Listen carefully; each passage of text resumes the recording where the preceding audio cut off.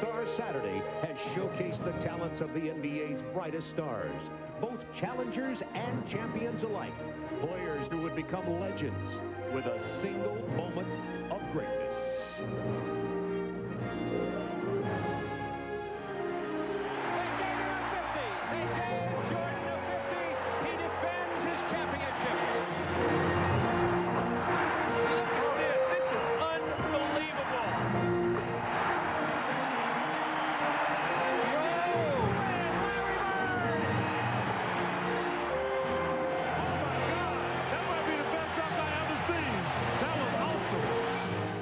Tonight, from the Valley of the Sun, top draft picks Glenn Robinson and Jason Kidd headline the second rookie game.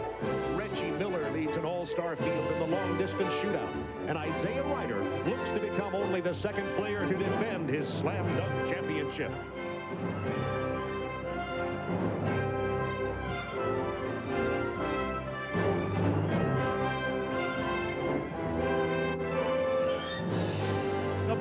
Basketball stars in the world are gathered here in Phoenix, Arizona for a celebration of the America game.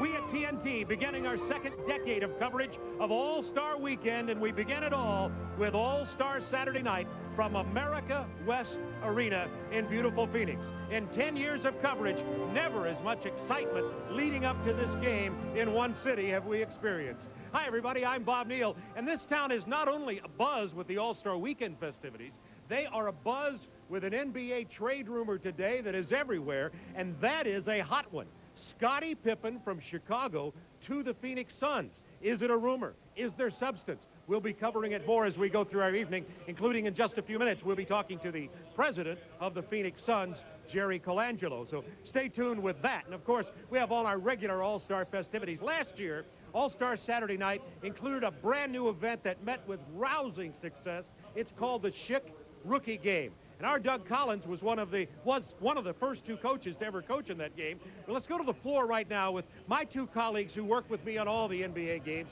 on TNT, and the two men who have really set the standard for basketball analysis, Doug Collins and Hubie Brown. Thank you very much, Bob. You know, as you were talking about, I had a great experience last year. That was coaching the first rookie game, and it was a great experience for me, but I think it was even a greater experience for the players. And a couple guys who I really thought took advantage of that opportunity, Hubie, were Sam Cassell and Antonio Davis. Both these players came in, they played with great confidence. They left there, they had a tremendous second half of the season. Sam Cassell goes on, wins a world championship with the Rockets, and Antonio Davis, a big part of the Indiana Pacers as they go to the Eastern Conference Finals against the Knicks. As we look to this game tonight, do you have a couple players maybe that might fill that role this year? Well, Doug, I think that the #1 requirement is that your team will make the playoffs, and that's dictated my choice. You need the spotlight. First, Ryan Grant, 6'9", out of Xavier, playing for Sacramento. 13 points a game, 7 rebounds, and 1 of 3 players in this game today shooting over 50%. Second player, Eddie Jones, 6'6", out of Temple, playing for the Los Angeles Lakers. Now, he's averaging 40 points, but primetime shooter. 46% from the field, 39 in threes, 74 on the line, and a demon on defense. He really finishes on the break. I like both of these characters. Well, Bob, talk to us a little about the marquee players whose teams might not make the playoffs this year. Well, the marquee players in this rookie game we'll be seeing in just a few minutes. Glenn Big Dog Robinson with Milwaukee, of course. Jason Kidd with Dallas, and Grant Hill, who won't be in the rookie game because he was the leading vote getter in the All-Star ballot and will be playing tomorrow. All three of their teams are iffy for the playoffs, although I just heard Big Dog Robinson predicting that his Milwaukee team was getting it together to head down the home stretch. Now, it seems like every year at All-Star Saturday, we have a new ride, some new attraction to get everybody's attention. Last year, the Schick Rookie Game. This year, it's the Foot Locker $1 Million Shot. Out of more than 6 million entries, a young teenager from Strongsville, Ohio, has been selected to get one shot at $1 million. His name is Mike Hoban. He's 6'2", 175, and he's a real basketball player, a sophomore on his Strongsville High junior varsity team. He is a post-up player. He says, I don't really shoot the three. But we got some help from Dan Marley, who's been coaching him for this Foot Locker $1 Million Shot. You see him yesterday in the beautiful practice facility here at America West Arena. Now, yesterday in the actual practice, here on the floor at American West, young Mike had 2 chances to make the 22-foot three-point shot, and you got it. He was 2 for 2. But tonight, it will be tense. All America will be watching this 16-year-old young man. 16-year-old young man, 1 shot for $1 million. And it comes up at halftime of the Schick Rookie Game. Speaking of the rookie game, let's meet our competitors. Here's PA announcer Jeff Munn. And now the competitors in the 2nd annual Schick Rookie Game, presented as a joint effort of the NBA and the NBA Players Association. Let's meet the green team. The trainer for the green team is Jim Gillen from the Denver Nuggets. Serving as assistant coach for the green team, a Hall of Fame point guard who played in 6 NBA All-Star games, Nate Tiny Archibald. And the head coach of the green team, a 35-year NBA veteran who guided the Golden State Warriors to the 1975 NBA championship, Al Attles. And now, the players for the green team. From the Sacramento Kings, a rock-solid forward who is an imposing force in the paint, a former star for Providence College, Michael Smith. Undrafted and playing in South America a year ago, now he plays a key role in the nation's capital. From the Washington Bullets, Anthony Tucker. A big man from Clemson, he's one of the NBA's top rookies in rebounding and shot blocking. From the Philadelphia 76ers, Sharon Wright. Last season's Atlantic 10 Player of the Year, his hustle and all-around play have helped bring Showtime back to Los Angeles. From the Lakers, Eddie Jones. He was a 2-time Midwestern Conference Player of the Year at Xavier. Now he's a forward for the Sacramento Kings. The man they call the General, Brian Grant. This exciting point guard was a mainstay for the University of Michigan's Fab Five. Now he's found a home with the Denver Nuggets, Jalen Rose. Another member of Michigan's Fab Five, this gifted big man can shoot, rebound, and run the floor. From the Washington Bullets, Juwan Howard. And finally, the number 2 pick in the 1994 draft. Some say his point guard skills are simply magic. From the Dallas Mavericks, Jason Kidd.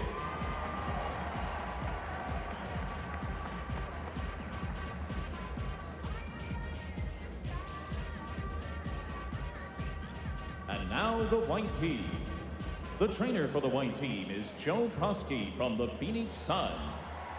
Serving as assistant coach for the white team, a Hall of Famer and former Sun, Connie Hawkins. And the head coach of the white team, a 2-time NBA Coach of the Year and a former coach of the Phoenix Suns, Cotton Fitzsimmons. And playing for the white team, the number 1 pick in the draft. He leads all rookies in scoring this year. From the Milwaukee Bucks, the big dog, Glenn Robinson.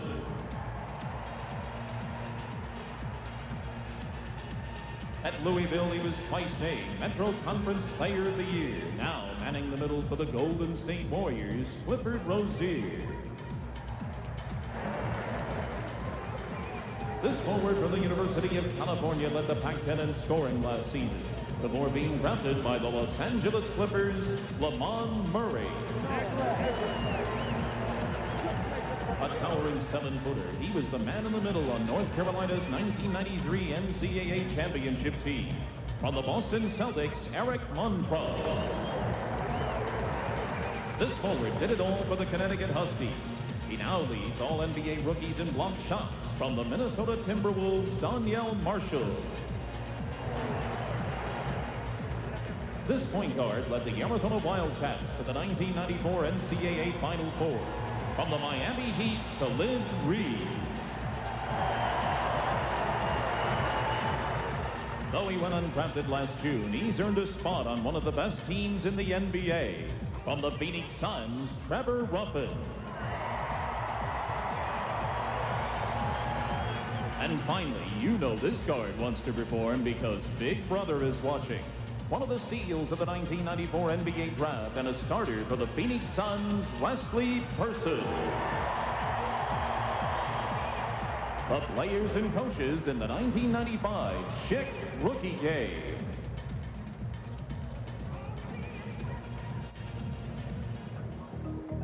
In the first Schick Rookie Game, future NBA stars ignited the Minneapolis crowd with numerous fast breaks and high-flying action, highlighted by Chris Webber's 360 game-ending dunk.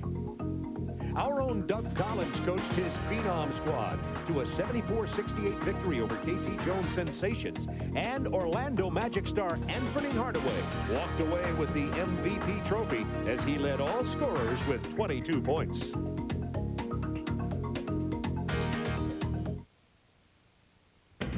This half is brought to you by Molson Canadian. Unchained, linked to a native instinctive appetite to break free, wheeling, leaving the city's limits behind, sight disappearing in the rearview mirror. Why? Because I am.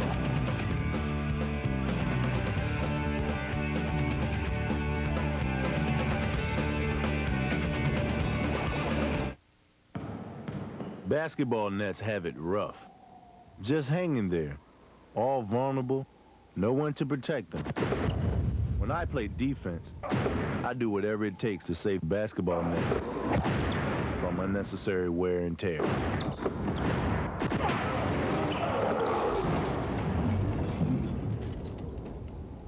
On offense, I'm not quite so sensitive.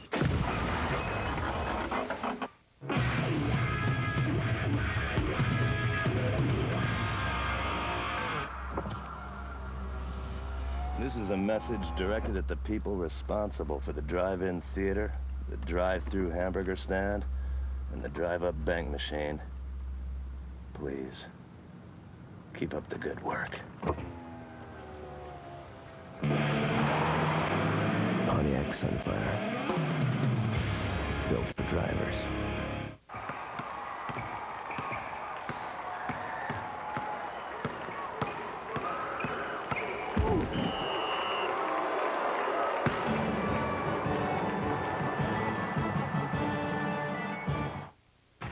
Face it, shaving is a pain. It strips away the skin's moisture, leaving it hot, dry, and burning. But now there's proof you can take the heat out of shaving. Introducing Sensitive from Old Spice. It's the one with cooling sensates, an invigorating blast of real refreshment that cools skin scorched by shaving. Prove it to yourself. Try new Sensitive from Old Spice. It's more than a great scent. This is a cooling blast of real refreshment that takes the heat out of shaving.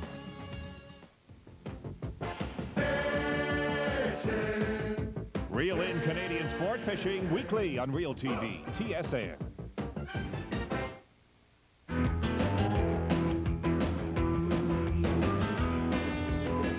Welcome back to America West Arena, just moments away now from the tip-off of the second annual Schick Rookie Game. Let's take a look at the starting lineups for the two teams, coached by Cotton Fitzsimmons and Al Attles. On the green, we have Brian Grant, Juwan Howard, Sharon Wright, Eddie Jones, and Jason Kidd. It's Big Dog Robinson, Glenn Robinson playing at forward for the white team, along with Lamont Murray from the LA Clippers. Eric Montross starts at center. Wesley Person, the brother of Chuck, and Khalid Reeves will start at the point guard. Those are the green and white teams. The green team is coached by Al Attles, the white by Cotton Fitzsimmons. Now, here are the rules in the rookie game. Pretty simple, actually. You got to see a lot of basketball. 2 15-minute halves. Fouls will be kept on the players, but nobody fouls out, so we get to see these stars all the way for the 30 minutes of basketball. If they're tied at the end, the first team to 3 wins, which with these players won't take very long. Comparatively speaking, Doug, let me ask you this first before they tip it off. As we look back at last year, is this crop of rookies as good as the ones that you coached last year? Well, I really like the matchups, Bob. We've got Jason Kidd and Eddie Jones, a terrific explosive backcourt. You look over at Wesley Person and Khalid Reeves. I really like the depth of these 16 players. And you know what? As they go into this game, and I'm sure Hubie probably feels the same thing I do, is it'll be interesting to see if they want to make the simple play or if they try to get too spectacular. And that was the one thing I talked about the guys last year. Let's make the simple play, and let's play like we're going to play in a regular game. Let's try to win this ball game. Ready for the tip now, Don Vaden, Gary Benson, and Tom Washington are our officials. Maybe a coming out party. Everybody was electrified last year with the play of Antonio Davis and Sam Cassell, along with the #1 picks like Anthony Hardaway and Chris Webber. The green team, coached by Al Attles with the ball. Jason Kidd out of University of California. Juwan Howard, center at Michigan, playing power forward for Washington now. And of all the Michigan Fab Five, maybe playing better than any early in his career. Down low, Brian Grant missing. Loose ball picked up by Khalid Reeves, a hometowner. He played his college basketball at Arizona. Wesley Person started for the Phoenix Suns for much of this season. Dishes off in the first basket of the ball game, made by a great outside shooter, Lamont Murray. Well, you know, he's Cal's all-time leading scorer, and he did it in 3 years. This year, you know, he's getting the points up there, but he is shooting a poor percentage for the season. And we have a tie game. Sharon Wright, 6'11", 270 pounds, plays power forward and center with the Philadelphia 76ers. He's out of Clemson. I know Hubie likes to start this game because the big guys are getting the ball on the block. Absolutely. Speaking of blocks, Brian Grant, who's been a tremendous shot blocker and rebounder for Sacramento. And Hubie, you think he may have contributed as much to a team as any rookie this year? Absolutely. He's 19th in the league in shot blocking, and when you realize that he only started the last 22 games, so his numbers are very impressive. Wesley Person cuts underneath. There's a very underrated player right there, Wesley Person. They thought that all he was a stand-up shooter in college. He has terrific athletic ability, long arms, he's lanky, he can defend, and we know he can shoot the three. Speaking of the three, they are raining down in the NBA this year. Well, Eddie Jones has the complete game. Eddie Jones, the guard out of Temple, who plays for the Los Angeles Lakers. Jason Kidd up ahead. I think this guy's the real surprise guy, Eddie Jones. He has really played terrific basketball for the Lakers. Sharon Wright will rattle it home. He has 4 points. What I like about him is he's a wide body, he's got good size, long arms, and he has a lot of confidence down on the box. And he also looks like Hubie's in pretty good shape. I think at Clemson he battled being in shape all the time. His body looks the best I've seen it look. But you know, when you think about him at Clemson, he's the only player in the ACC over 3 years to average double-double every single game. I think if you want to know what's really happening in the world of fashion, take a look at these 10 players, all with very short haircuts. I'm going to have to mention that to you fellows as we go along trying to keep it fashion here. From the outside, Eddie Jones misses. Knocked out of bounds by the white team. It'll be played by green. Once again, the white team is coached by Cotton Fitzsimmons, two-time NBA Coach of the Year, and Al Attles, who won an NBA championship. There's Cotton. And Al Attles, who won an NBA championship coaching the 1975 Golden State Warriors, is coaching the green team. Wesley Person has Reeves in the corner. Person will take the three. Jason Kidd. Terrific rebounder for a point guard. Lob mishandled. Glenn Robinson gets it off to Khalid Reeves. He distributes the ball down low. Blocked again. And the foul is called this time. Brian Grant is a denial player, no question about it. You know, I think Hubie, he really surprised a lot of people when he was in the pre-draft situation, when he was starting to meet a lot of teams, about how long his arms were, his wingspan, and his explosive ability. I don't think a lot of people realize how explosive a player he is. Well, the big thing is he was player of the year in his conference for 2 years at Xavier. The also main fact is that he carries 250 pounds. And he's very lean. When you look at him, he's well put together. There's no question about that. Lamont Murray at the free throw line gets them both. He was the 7th pick of the LA Clippers this year. He's scoring nearly 14 points a game, speaking of Lamont Murray, for the Clippers this year. We have 12:10 to go in the first half. 2 halves of 15 minutes each in this Schick rookie game, the second annual. Sharon Wright. This is his first shot. Grant keeps it alive. Juwan Howard scores from the right box. Well, Juwan Howard, once he got into training camp, he started the last 24 games. He's putting up very impressive numbers. When you say 15 a game and a high shooting percentage, he's there. Glenn Robinson, speaking of a scorer, that was a 3 and his first basket of the night. And Glenn Robinson is really starting to get into his game also. We had him the other night on TNT against Dallas. He was terrific. Averaging 20 points. Turned it over, and almost 4 turnovers there. And Hubie talked to him yesterday about the improvement in his game, and he's leading the league in turnovers. That's an area he's got to be a little bit more careful with the basketball. You know what's nice, Doug? He volunteered Yes. that. He brought it up that's the main part of his game that he has to work on. So you know that he's biting his tongue. He realizes he's scoring. I like what Mike Dunleavy said. He can get a shot anytime against anybody. That's a pretty good statement. Yeah. Wesley Person penetrates and gets it to roll home, and Wesley has 4 points. Reeves with the steal. Jason Kidd out of California. Jason injured for a short while, but he's averaging 9.5 points a game, 7 assists. But you just saw Jason at his best. He's one of the tops in steals in the league, in the top 10, but he's also a big turnover guy with over 3 a game at the other end of the floor. Trying to make the spectacular play instead of the simple play, and there's a terrific post up by Brian Grant once again, the long arm, and used the backboard nicely. Once again, a great opportunity for America to see a lot of these rookies, many of them playing on teams that are not playoff contenders at this time and haven't been on television very much. You get a chance to see them. Eric Montross out of North Carolina, for instance, playing for the Boston Celtics, who are in a rebuilding situation. Well, they really like his talent. Plus, he shoots over 50%. Brian Grant misses the dunk, but he's fouled and will go to the line. Let's go now to Craig Sager with Jerry Colangelo. Well, thank you very much. A lot of talk going around here at All-Star Weekend involving Scottie Pippen, a possible trade to the Phoenix Suns. Jerry Colangelo, the president, chief executive officer. How much truth is there to this? Well, I think Scottie's the one who's been doing a lot of talking about his interest in coming to Phoenix, and Chicago has said they would make a deal, and they might not, but certainly we're not beginning or starting any rumors at all. Is Jerry Krause asking for too much from the Phoenix Suns? Well, we had conversation early on that if, in fact, they got to the point where they were going to trade him, we'd like to be in the running. But I don't think they've made that decision yet. And if they did, you could build a case for saying they shouldn't do it until the end of the year. They want high draft picks. We don't have high draft picks, and it might be very complicated. But he's one of the outstanding players in the league, as we all know. Would you do whatever you could to get him, even go to a 3-team trade? Well, I think that's the only way we could be involved. Just because we do not have what they want, it would take a third team. Okay, well, good luck. I know you saw him earlier this weekend. You'll probably be talking to him some more. Well, we'll wait and see, Craig. Okay, Bob. Well, you know, one thing, that was everything but a denial. So maybe there's a little bit of fire to the smoke we're seeing here in Phoenix. Yeah, but we know it's not as easy as the old days. Today, you have to fit everyone into the cap, and you can only do a 2-for-1 or a 3-for-2, and you know, there's so many things that have to go into the formula. That lob from Jason Kidd is thrown down by Sharon Wright. And by the way, Jalen Rose, wearing the number 2, is into the ball game for the green team. As Big Dog Robinson is fouled on his way to the basket. See, with the substitutions right now, you've got a bad matchup right now. Brian Grant's going to come out of the game. You've got Glenn Robinson really is a small forward being played by a power forward. You saw in the fast break that time that they just could not get back and cover him. And the man who came into the game is number 21, Anthony Tucker.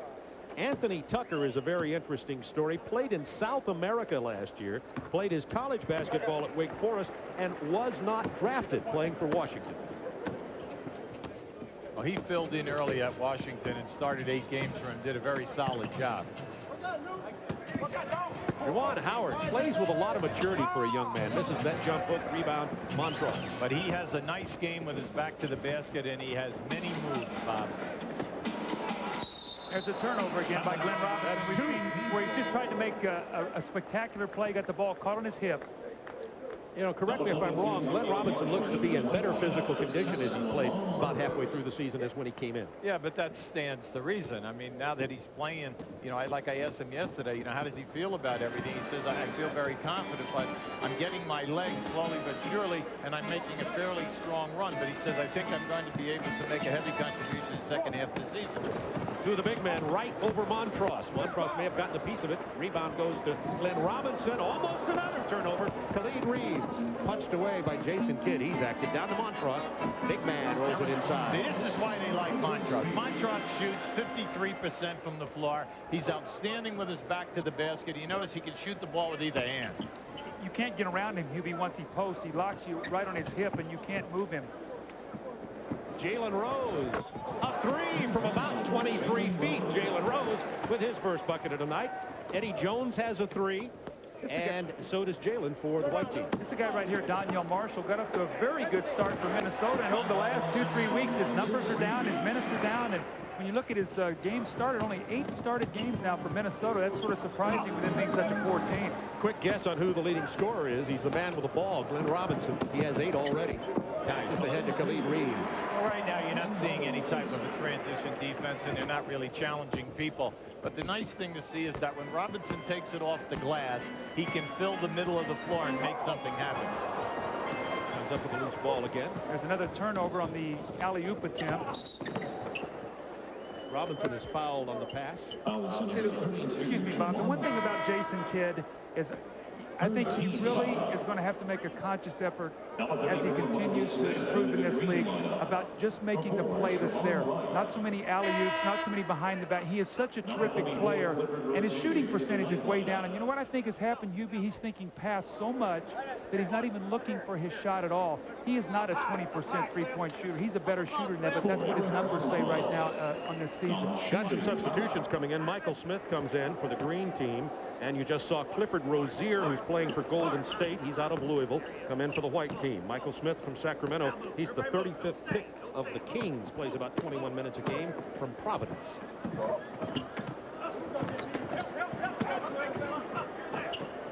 There's big Clifford Rozier putting it back down. You also see that Donyell Marshall, the 4th pick in the draft from Minnesota, is in the game. Nice. See, now that's what we told you about Juwan Howard. He has many moves. You just cannot anticipate which way he's going to go. Now, last 2 possessions, once he went to the lane, this time baseline.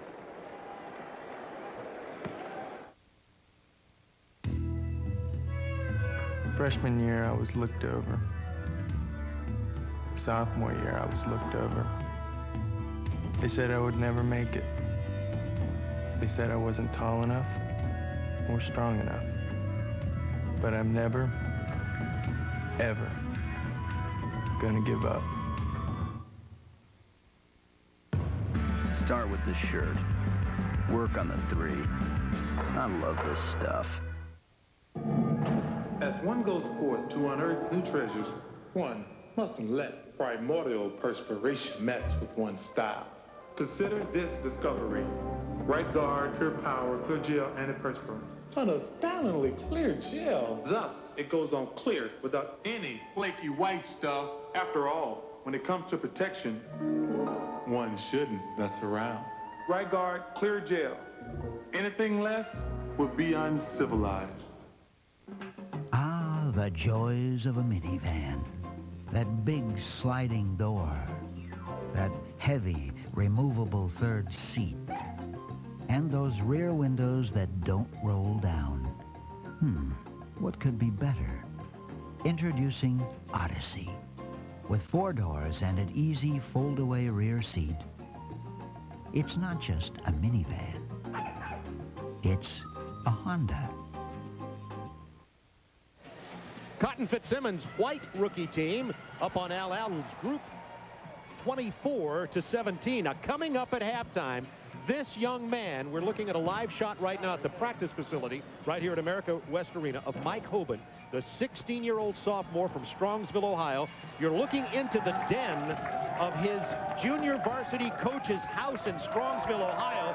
Jeff Eicher and our Nicole Watson, you see right in the middle there in the red dress, will be bringing us some live action. They'll be cheering on Mike Hoban. Remember, it's one teenager, one shot, $1 million at halftime. Wow. How many agents right there? Yeah. Prospective agents. I wonder if they'll be that excited if he, I dare even say miss. There's Mike Hoban. Yesterday when he was over here rehearsing out here on the actual basketball floor, his lips were pursed so tight there was no blood running through his lips. But the young man comes out. Look at him. You see, he looks pretty loose there. He came out. He goes through this. Wait till you see this at halftime. He goes through a Zen-like preparation. You remember the movie Caddyshack, Be the Ball? Well, he becomes the net. It's something to see at halftime. Jalen Rose looking for his Michigan teammate, couldn't find him.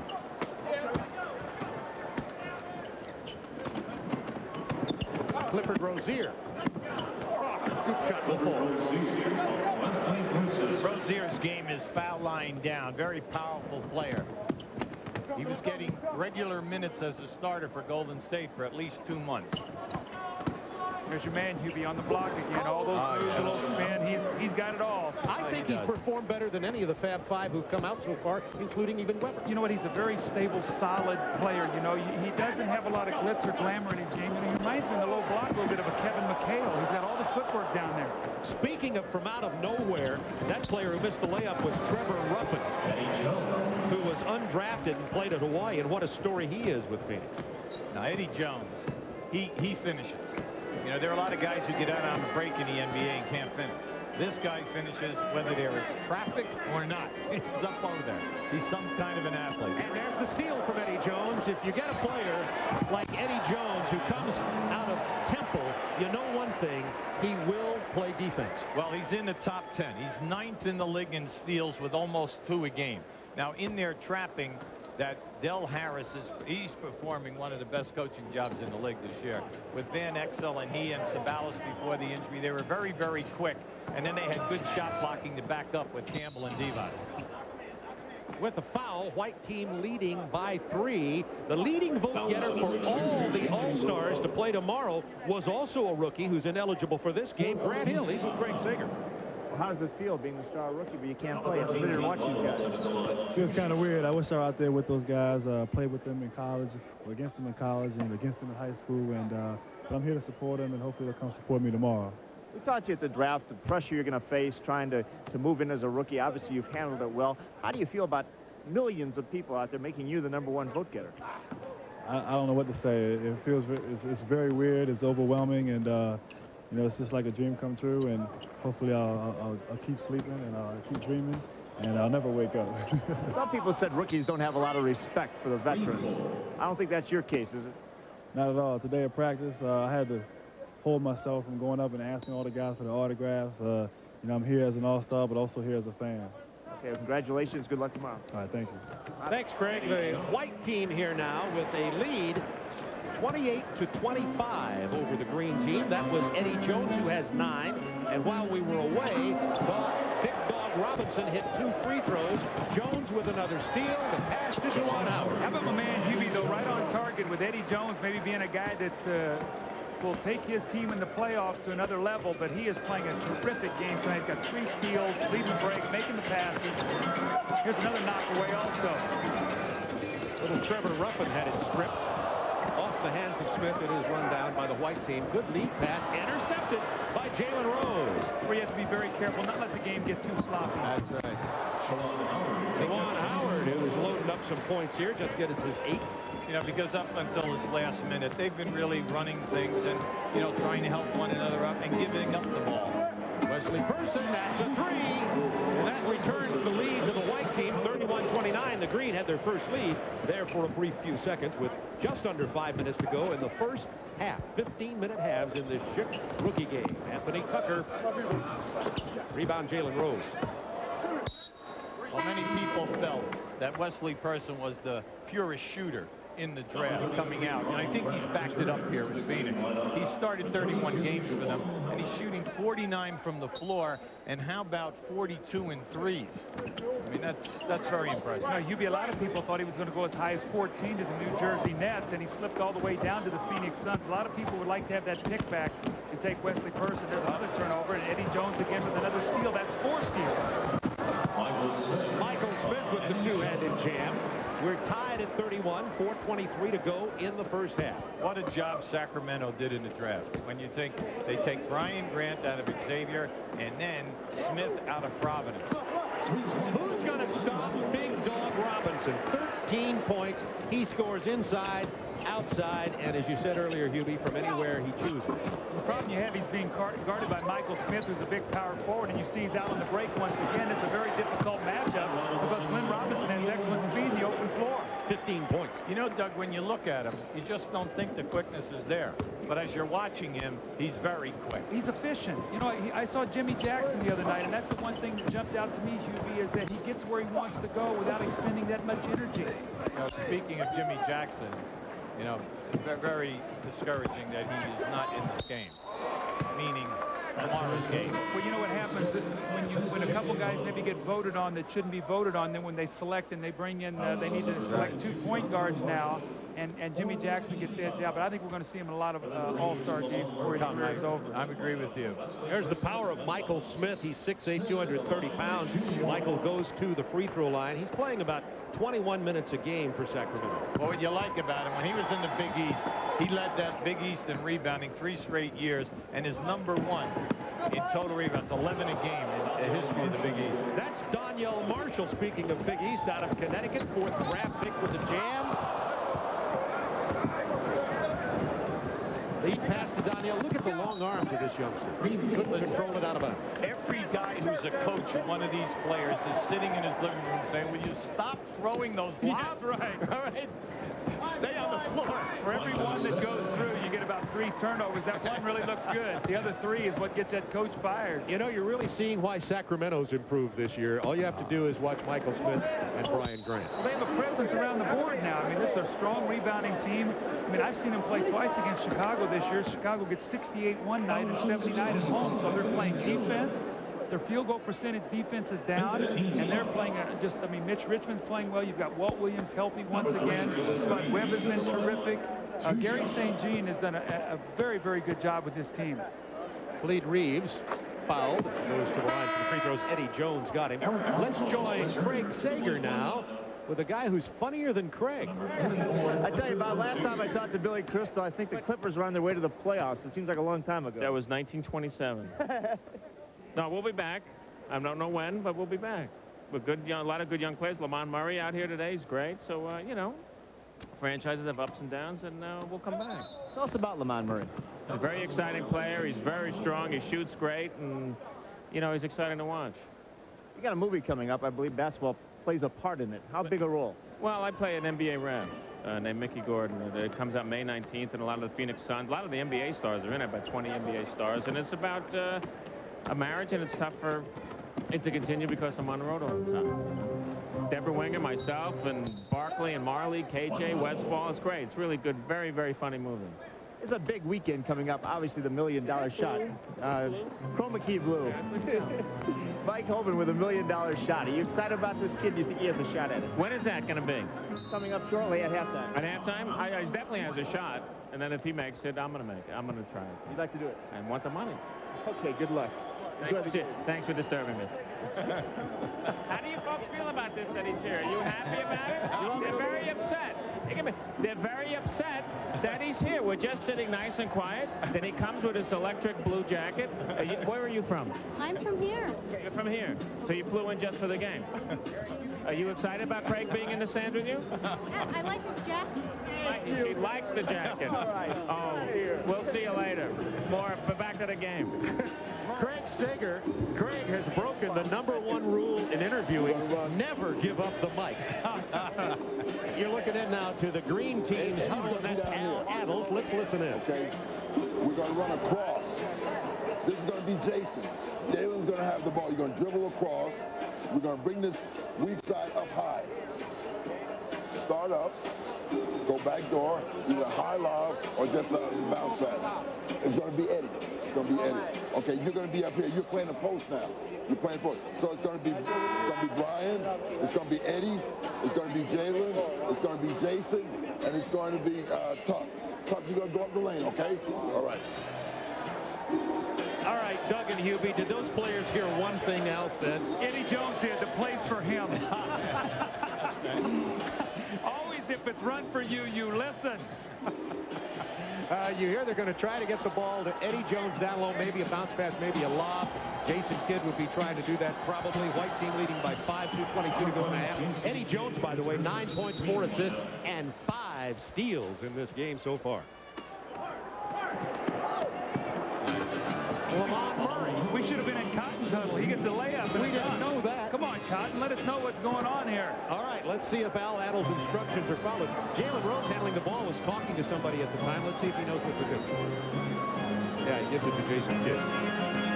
There's the lob. There it is. Oh! 2 minutes. That was a bad pass. Eddie Jones almost recovered it with the one hand.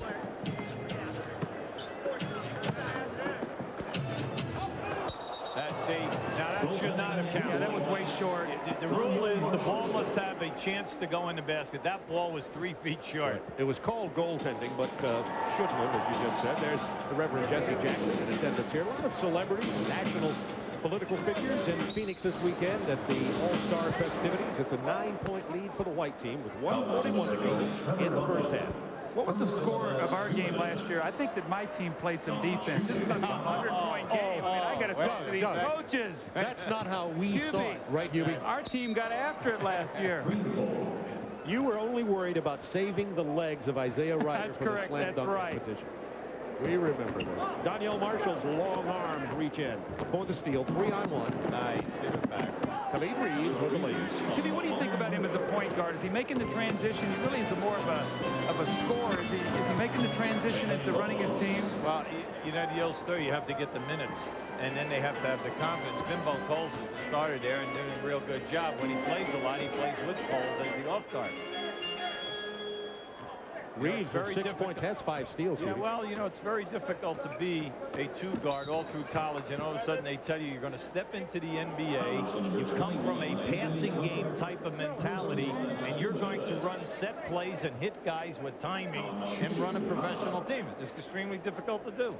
And, you know, that's the one knock on the Miami team in the past. They really have not had that pure point guard that would lead that the talent that they do have down there. Turnover, the ball goes to the green team, and Cotton Fitzsimmons white group up by 9, 46 over the green, 37. There's Mike Hoban at halftime, which for him will seem like just seconds away. It's under a minute. He will take one shot to try to win $1 million. Reeves comes away with it. Look at that pass to Ruffin. Oh, boy. And the foul on Ruffin. Jason Kidd got him. Trevin Ruffin, just a little fella, out of the University of Hawaii. And what a story he is. He's playing on the Phoenix Suns, the best record in basketball. Now, keep an eye on Kidd now. See that? Jason Kidd does not shoot a high percentage, but he gets 6 rebounds a game as a point guard. Plus, he's 10th in the league in steals, and then he's, you know, I mean, 6th in the league in steals, and he's 10th in the league in assists. So he does an awful lot of intangible things. And what I was impressed with tonight that I saw him is in transition defense, he really causes chaos. You can have a 2-on-1, 3-on-1, and he might stop you or get you to take a bad shot or even force a turnover. Jason Kidd with the penetration. Eddie Jones with the ball. 30 seconds to go in the half. White team up by 9. Jalen Rose will take the 3. Should get the last shot here. Lamont Murray. I forgot it's an all-star game, right? There'll be 3 more shots by this. Donyell Marshall misses the jam. There'll be some comments made about that. 16 seconds remaining in the first half. Coming up at halftime, the Foot Locker $1 million shot.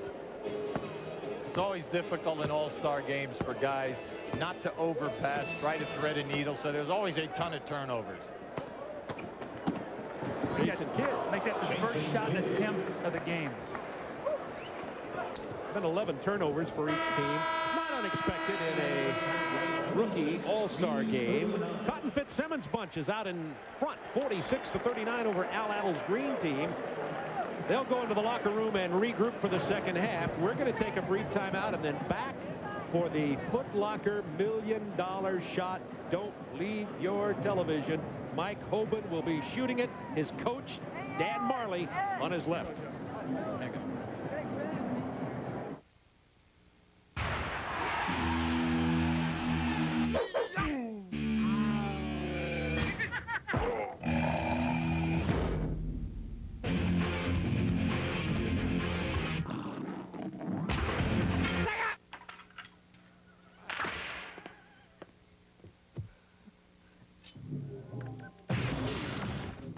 Genesis and room so separate. New Sega Genesis 32X. Welcome to the next level. Instead of slamming your foot down on the brake pedal, squeeze and release the brake using just the force necessary. It will increase the life of your car's braking system and save you money down the road. Trust your brakes to Midas. They're the world's fastest guns. Everyone calls me the Kid. Playing the deadliest game in the West. I now declare the quick draw competition open. Sign me up. Sure must want to die young, miss. Say that again. TriStar Pictures presents Sharon Stone. I challenge you. Ooh, bad idea. Gene Hackman. You're dead! Leonardo DiCaprio. Hey, my man. The Quick and the Dead. At theaters now.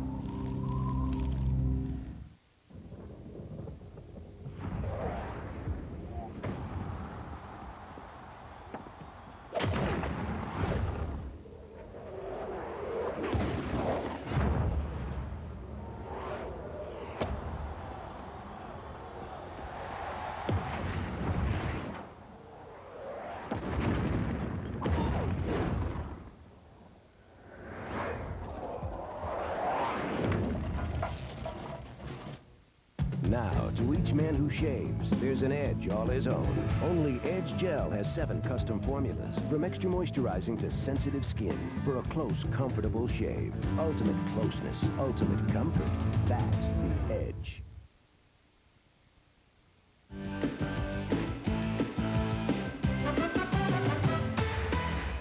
Welcome back to the Valley of the Sun, Phoenix, Arizona. We're at halftime of the Schick rookie game on All-Star Saturday night. Cotton Fitzsimmons' white rookie team up by 7, 46-39 over the green team at halftime. We are moments away from the Foot Locker $1 million shot. But right now, a very important presentation happened just moments ago.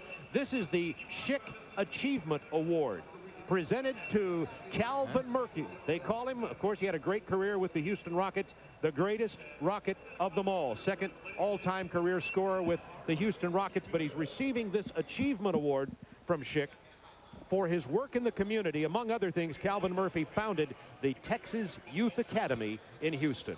At halftime now, let's join Craig Sager and Chuck Daly. Well, Bob, All-Star Weekend, the greatest collection of All-Stars ever put together by this man, Chuck Daly, the dream team. You went out, conquered the world, got the gold medal. I'm going to give you another task. You have to start a new team, but you can't get Michael, Magic, or Larry. You have to take this year's rookies. Where do you start? Well, I start with a point guard, and that's Jason Kidd. This kid, as we've seen already here, he could really deliver the ball, does a lot of interesting, terrific defensive rebounder, excellent defensive player, and a very fancy passer, exciting point guard. Great defense, too. We saw him blocking a couple of shots here already. Who does he bring the ball up with? Well, I'd like that 2 guy to be Grant Hill. He's not the kind of guy offensively you think of, but he does so many things. He can defend at the 2, he can block shots, he can post up, and he can slash the basket. Top vote getter in that All-Star game tomorrow. A lot of young centers in the league coming on. Yeah, there are, and this was a tough one, but Sharon Wright, I think physically is really starting to come in his own. He can play in the paint, he can rebound, he can block shots. He's got some nice physical qualities that would help shore up this club. And I know you want points from your small forward, and that was Glenn Robinson. Yeah, Glenn Robinson, well, #1 pick, and in this game, the leading scorer right now. But I'm going to tell you, he's having an impact on that Milwaukee club, and they're going to be tough. They're going to shoot for the playoffs with this kid playing as well as he is right now. Juwan Howard also would be there. Yeah, kid I've watched grow up in Michigan and Detroit. He's got a great demeanor, and he's getting better every game. And as the years go on, I think you're going to see a great deal of consistency from this kid. And a 6th player, some people may be counting. That's because you won NBA titles in Detroit with that great bench. You put Wesley Person in there. I like offensive guy. Instant offense, Wesley Person, 2 or 3, some stroke, can really shoot it. Well, you had Vinnie Johnson, the microwave. What would you call Wesley? The stroker. That's a pretty good team. You like this year's crop? Yeah, I do. I think, we got to, from this up through the 13th pick, we've got some players who are going to have great careers in this league. Very exciting. That club I just gave you, by the way, if you take it off their last game, they've been scoring 119 points and 31 rebounds. So I'd like to start a franchise them. I'm sure Isaiah Thomas would in Toronto. I know you've seen a lot of players take a lot of clutch shots, but what about this one we have coming up here, the $1 million shot, a 16-year-old kid? What do you think he's thinking right now? I'll tell you what, if I were him, it's like a putter, in the PGA. But this kid, I don't know if he's going to be able to bend his arm. This is a lot of pressure for a young man. But he seems to be handling very well. I understand that maybe he knocked these down pretty regularly. And he's got a legitimate shot to make it. Well, he's had his parents here, but he has a lot of friends back in Strongsville, Ohio. Nicole Watson is there. And there's the group rooting for him. Like everybody else, I think we all want him to make it, don't we? Yeah, he's probably got a lot of relatives, too. Especially if he makes the shot. They'll come out of the woodwork. Mike Hoban goes for $1 million as we continue from Phoenix.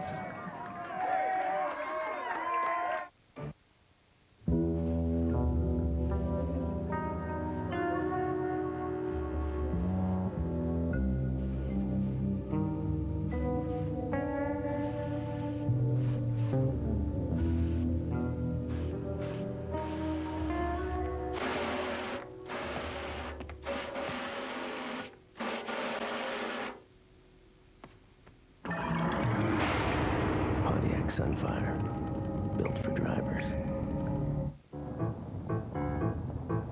There are some things you can't put a price on. Fortunately, safety isn't one of them.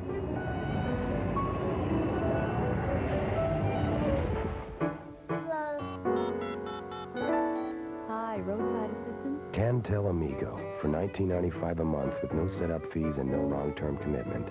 Because if you had to put a price on safety, this is it. Get an Amigo today and receive free evenings for a year. Basketball nets have it rough.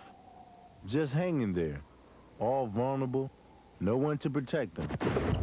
When I play defense, I do whatever it takes to save basketball nets from unnecessary wear and tear.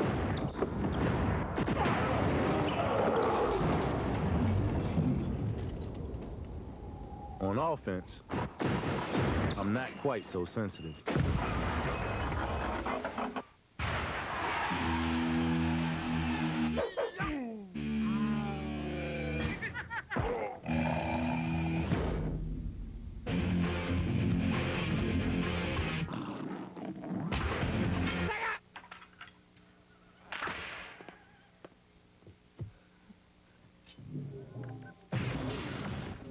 Genesis and Cream, so separate.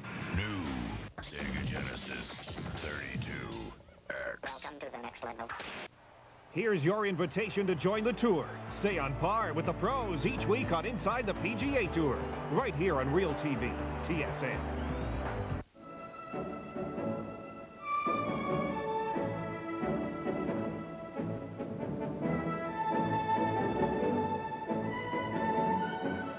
It is tense in here. Seconds away from one fan, one shot, $1 million. And now to introduce Mike Hoban to this crowd, the sellout crowd of America West, and to you around America, let's go to the floor and our colleague Ron Thulin.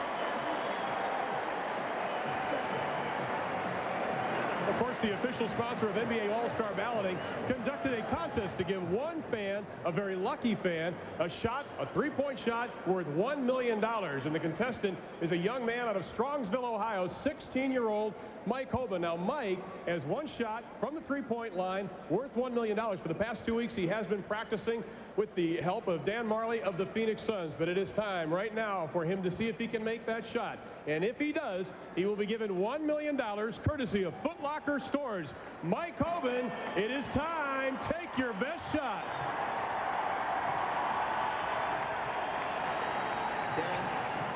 Dan Marley.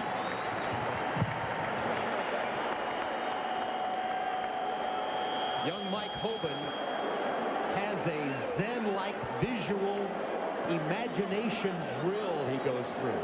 He throws this ball up above his head 4 times. Then he walks down underneath the basket, and in his words, he becomes the basket. 16 years old. Here we go.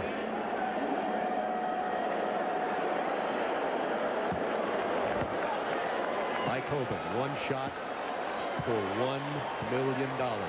Everybody on their feet here at America West. He's going to take a couple of shots without the ball. 2 times, then about 3 or 4 dribbles, and then we will see. Let's just wait and watch.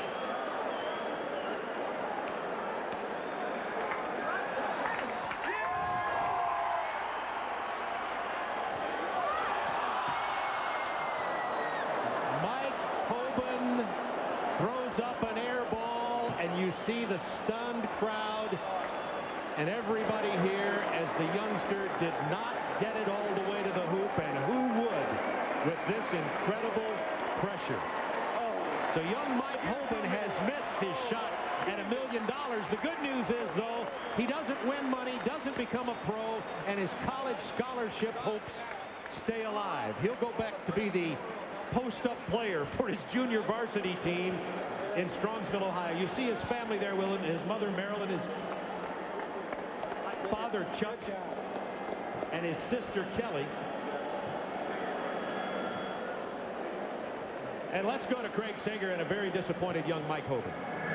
Well, Mike, we saw you practice all week. We saw you last night, 2 shots, swish them both. What was the difference out here today and tonight? Well, I definitely needed to concentrate a little bit more. I wasn't really in that zone I wanted to be in, but, you know, one more shot. You would like one more shot, wouldn't you? Man, I would love another shot. But, you know, I should have made that, man. I'm sorry. What was it like last night? Did you stay up all night? Did you practice? Can you sleep at all? I really didn't get that much sleep last night. I didn't really have that much time. But thinking about the shot, just a lot of things going through my mind. Tell you what, it feels good, though. It feels good to get this over with. How do you guys feel? You almost had $1 million. Hey, he's worth $1 million. More than $1 million. He's worth more than $1 million. We love him. Well, I'll tell you what, 1 in 6 million, the chance to make it. I know you're going to be very disappointed. Everybody in Strongsville, Ohio is disappointed, but don't go away from here with the thoughts of missing that shot. Go away. You won the Foot Locker lottery, 1 in 6 million, and you got a standing ovation from the crowd here, and they do want you to have one more shot. Let's go to Nicole Watson at your hometown in Ohio.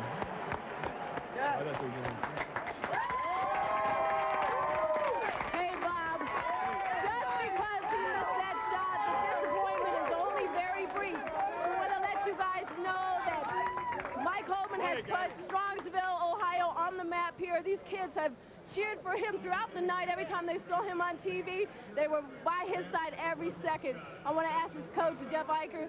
Coach, you said win or lose. If you made it or if you missed it, you'd still be with him. We're very proud of Mike, and he's got a wonderful group of friends right here. We're his support. We want to tell him we're going to meet him at the airport, and we're right there for him. What's going to happen when he gets home? You guys had a lot of things planned. Is it still going to be the same situation? We'll get back to our routine. We'll get Mike right back out on the court. We'll have him running suicides for us again, and we might take a few more three-point shots just for the fun of it. But we're real proud of Mike to handle everything that he's handled over the past 2 weeks. It's just been real exciting for the whole community. Okay, again, he's put Strongsville, Ohio on the map. They call him the $1 Million Mike, you know, the extra man. They've given him all the nicknames. He's still big here in Strongsville. Well, that's the reaction from Ohio, the reaction here in Arizona. You worked with a kid. I know you helped him because I saw him swish 2 yesterday. What happened here? You know, it's just a lot of pressure. This kid came here never shooting a three-pointer. He's a guy who plays in the low post, and he did a fantastic job of getting prepared for it. And it's too bad he didn't make it, but that's a lot of pressure to put on a kid. But I think he had a good time. Everybody was real nice to him, and they really took him in. And it's disappointing he didn't make it, but he gave it a good shot. Obviously, he's learned a lot. He was a great kid. His family had a great time. But we noticed earlier when he came out, he was like shaking a little bit. Did you say anything to calm him down? I tried to, you know, say as much as I could, trying to kind of keep his mind off because you could tell he was just so nervous. This build-up was probably too much to him, and then he came out and saw this. And with that much riding on one shot, there's not a whole lot you can say to a 16-year-old about a $1 million shot. So I just said, hey, just relax. And like he said before, he thought the shot was already predetermined if it went in or not. So I said, just have fun with it and let it go. Not only can you blame the coach, but you lose out on the percentage you were going to get. I know, and I was going to waive that 10% if he made it, too. So, you know, he's just a great kid, and I'm glad I got to meet him and his family, and everybody back in Ohio can be proud of him. He did a good job. Good luck on the AT&T long-distance shootout. Thank you. All right, we'll be back with the second half of the rookie game as we continue our All-Star activities from Phoenix. Stay tuned.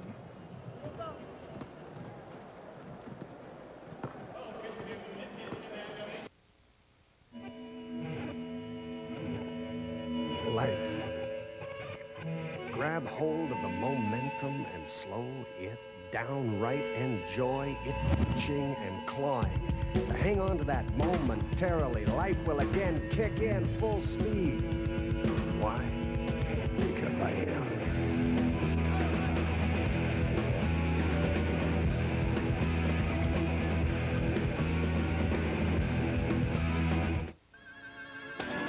McCain has tasty pizza snack. They call them Pizza Pockets. McCain! Pizza Pockets. The great pizza taste to keep you coming back. McCain! Pizza Pockets. Pizza perfection in a crust that's baked, not fried. So there's no leaks, no mess. Just taste. All taste and nothing but McCain! Pizza Pockets. No leaks, no mess. Just pizza perfection. Got a bigger appetite? Harvey's gives you bigger. The Super Burger Combo. It comes with the Super Burger, a meaty 1/3 of a pound. Charbroiled just right and topped the way you want. A large order of our golden fries and 16 fluid ounce drink for just $4.99. No matter how big your appetite, Harvey's Super Burger Combo brings any appetite down to size. Well, almost any. When you want what you want, Harvey. Cotton Fitzsimmons' white team of rookies is ahead of Al Addle's green team, 46-39 in the second annual Schick rookie game. And of course, at halftime, Mike Hoban missed the $1 million shot. His mom, Dan Marley, consoling the young man right now. You know it had to just break his heart. But he's a classy young man, has been all weekend long. And this is one of those, be careful what you wish for, you just might get it. The pressure that's been on him has been intense, and he'll relive this over and over and over. When he goes back home, I'm sure all his pals on the basketball team will have a few things to say about you should have bent your knees, should have followed through more, one more dribble and you'd have hit the shot. But let's face it, how many are going to hit a shot like that? Mike Hoban disappointed on the $1 million shot. It got everybody's attention, I will say that. Now, the Schick rookie games at halftime. Cotton Fitzsimmons' team is up by 7 points right here. First of all, gentlemen, what would you have told Mike to do there on the three-point shot? First of all, let's just talk about the pressure. In this league, in the NBA, we have seen playoff games. Guys at the top of the circle who are getting paid multi-millions of dollars throw air balls in the same type of situation, and that's their profession. This young man is an inside player at the JV level of high school basketball, and you're asking him to accept all of this pressure and then do nothing but make it without a warm-up, you know, in this type of an environment. You know, my only suggestion to him would have been, I would have sat out here and I would have watched the first half of the game rather than to have it come out here and overwhelm you all at once. I don't know if part of the deal was that he had to stay back there, but I think to come out here in this environment, I mean, the young man's hands were shaking, and we were kidding today. I said he'll either shoot an air ball or he'll bank it in, because you're either going to use the adrenaline and fire one up there, or you're going to pull the string. And you know, that's what pressure will do to you. Your mouth gets dry and your arms and hands just don't work right. We're about ready for the second half of the Schick rookie game. In the first half, Cotton Fitzsimmons' team is up by 7 points. And Glenn Robinson is showing everybody that he can't be stopped as a scorer. But first, let's look at the scoring leaders for the Greens team. Jones, Howard Wright Smith with 9, 8, and 6. And Big Dog has 15, Wesley Person 7, and Khalid Reeves and Lamont Murray have 6 each. This is just the first you're on the platter here tonight. And let's listen in to Cotton Fitzsimmons as he gets ready to send his team on the floor. Play defensive tip, all right? Who's going to jump it?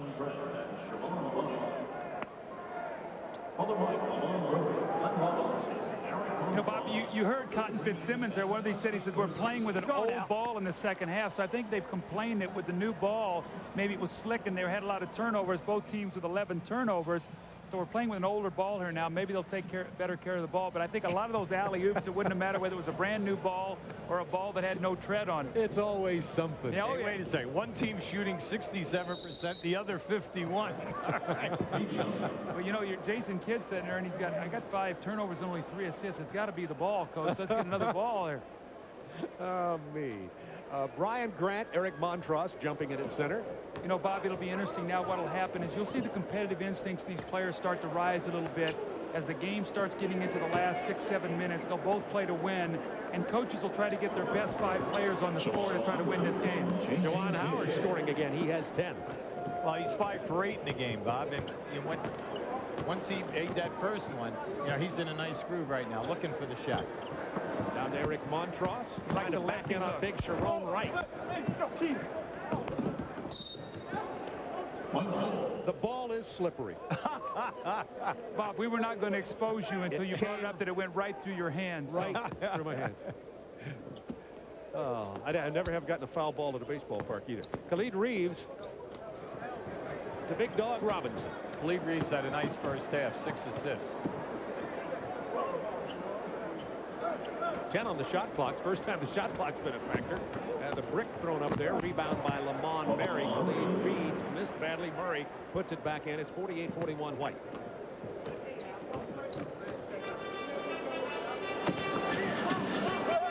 The entry pass picked off by Eric Montross out to Wesley Person. Faces a double team. Ball's out of bounds at 1 on the White team. Tell you again who these players are in case you're dialing in late. Wesley Person, the rookie from Auburn, plays for the Phoenix Suns. Glenn Robinson, #1 draft choice, just shooting the ball, playing for Milwaukee. Here's Jason Kidd, the point guard at Dallas, South California. Nice dish inside. The reverse doesn't go from Brian Grant. That was a beautiful block by Lamont Murray. Oh, nice pass. Reeves gets it to Wesley Person. For 2, he stepped on the line. Wesley said, that's my spot. What if young Mike Hoban had hit the 3 but stepped on the line? My goodness. I would not even want to think about what we'd had to do here if it had to shoot it over. Here's Juwan Howard trying to spin inside around Glenn Robinson. They played against each other in the Big Ten, Purdue and Michigan. That was a very nice move. He catches him with his right arm. Keep an eye on this now. As he makes his move right here, he catches the dog. You see it, it's a springboard. Now that should have been a continuation in the NBA 3-point chance. Juwan Howard. He stands 6'9", 250 pounds, averaging nearly 15 points a game. I have an interesting stat in this game. We're talking about the young man missing the shot. We have 16 high-priced individuals out on this floor right now. We have 1 guy shooting 40% from the line, 3 at 50, 8 at 60.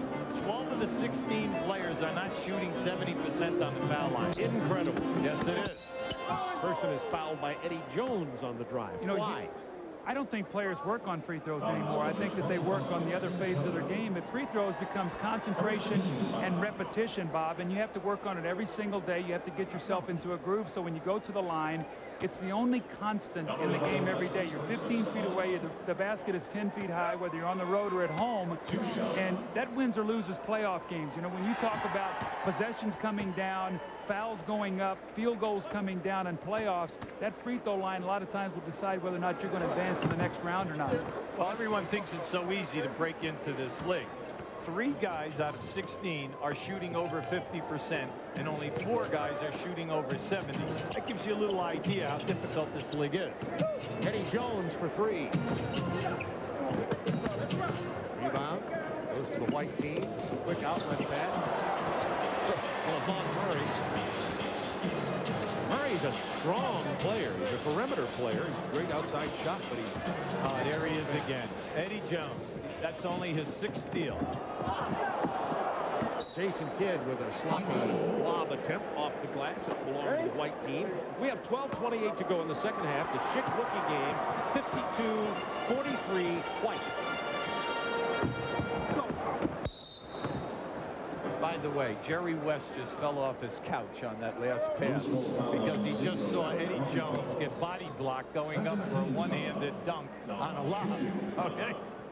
Speaking of Jerry West, he should be feeling very proud of what they've been able to do in Los Angeles, rebuilding after the Kareem Abdul-Jabbar, Magic Johnson, James Worthy years. 2 great additions. Ceballos, who should be in this game, but in the All-Star game on Sunday, but that's with the operation on his hand, and then Eddie Jones. 2 big guys that step right in that starting lineup.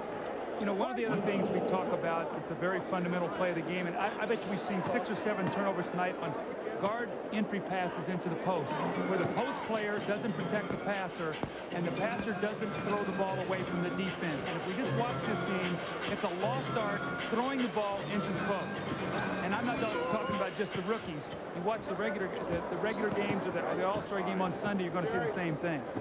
6 seconds on the shot clock. Eric Montross, quick move inside. See, you notice how Doug made a great point. He's so strong in the upper body that once he catches you on the shoulder, he pins you. You do not even get a chance to block the shot. It'll belong to the white team. And we've been talking about the rumors of buzz in Phoenix. Scottie Pippen is with Craig Sager right now. Well, Bob, we heard Jerry Colangelo of the Suns add a little fuel to those rumors earlier by saying, yes, he would like to have Scottie Pippen. It'd be pretty easy to just stay in this town, wouldn't it? Yeah, it would be. I've been on the road for 2 weeks, so I got plenty of clothes with me. What about the trade talks? I know you're close to the situation. You said you want out. Do you think you'll be traded by February 23rd, the deadline? Well, I hope I am. You know, I think the way things are looking now, with the trading deadline closing in, there's a lot of talk going on from different teams. So, you know, I'm hearing a lot of rumor and different speculation. So, you know, I'm just hoping that the right opportunity arises for the Bulls and for me. Everybody agrees you're underpaid.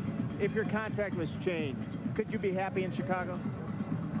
I would have to say no at this point. You know, I think it's at the point now is where I want to go and play somewhere else. I think the franchise and the team has changed since I've been there, and I think it's a time for a change for me. How you've been able to put these distractions and disappointments aside and have an MVP year? Well, it's just a lot of love for the game. I like playing the game, and then when I go out, I try to play my best. And that's just pretty much the bottom line of the story. You know, basketball has been an escape for me to really get away from all the problems and the frustration and everything that's kind of been built around this season so far. The better you play, the more Chicago wants. Do you think Jerry Krause is asking for too much for Scottie Pippen? Well, I know Jerry, so he's definitely asking for a lot. So maybe I'm about to tone my game down for the next few games. Your differences with him are to the point where you can still talk to him, or are you just not communicating at all? Oh, we're not communicating at all. You know, just really shouldn't be a relationship between the general manager and the player. My relationship is pretty much with Phil. I feel like that he's the one that I'm working for. He's the one that's coaching me. So, you know, I can deal with Phil. Well, you represent the Bulls in the All-Star game tomorrow. Who knows in the playoffs? Good luck. Thanks. Okay, Bob. Scottie Pippen. Doug, you were coaching him when he was just a youngster. Paul Westphal could be coaching him here. You got any thoughts on this? Yes, I would love to have Scottie Pippen to coach. He is a dynamic, terrific player. He's unselfish. He plays both ends of the floor. And I still think he is, if not the best player in the game, he is by far one of the top 3. Amen to that. Jerome Wright on the post, out to Juwan Howard. Back inside, nice pass and the foul. Point that Doug made about him, and you back it up by the fact that night in and night out, he does not leave his game in the locker room. No matter what his problems are, he comes out and he gives you the all-star performance. Lamont Murray hits a 3 from the corner, and Lamont now has 11 points. By the way, the recognizable face you saw in the crowd there, a friend of ours at TNT from our NFL coverage, Warren Moon in the crowd here. Juwan Howard missing. Rebound Brian Grant. Missed the dunk, but he is fouled. And Cotton Fitzsimmons was one of the ref baiters of all time. He's still at it. Cotton thinks that this W will go on his record. Clear. Cotton Man only knows one way. Ball out. He's calling over his point guard. Let's see what he says. On down the court. West. On down the other end. You'll be ready to go to the ball. Right from the top. Be ready to go to the ball either way. For forward, Shalom Light. Screen off. You got the ball out. They got a set play here coming off this free throw. Let's see if they free a jump shooter. Maybe Lamont Murray over in the corner. He's got fading. Here's isolation for Glenn Robinson, really is what it was on the wing. He misses the finger roll. There's another turnover. The green team, if they lose this game, it's going to be because of the turnovers. There's Eddie Jones again with probably a spectacular play. Intercepted by Jalen Rose. The no-look lob, and he should have looked. See, that's the one thing that I think the guys really got tired of me saying last year is let's can all those alley-oops and let's just make the play that you're going to make in a normal game. They're not going to make those plays on their normal teams. The green team right now, 17 turnovers. 4-on-1. Brian Grant gets that one to go down. 59-47. Cotton Fitzsimmons team up in front of Al Addle's group. 10 minutes to go here in the second half. Moments ago, you saw Dikembe Mutombo, a late addition to the Western All-Stars for tomorrow's game. He's in the crowd here tonight. Almost all the All-Star players are here in America West Arena. They're particularly here for that three-point and for the slam dunk competition.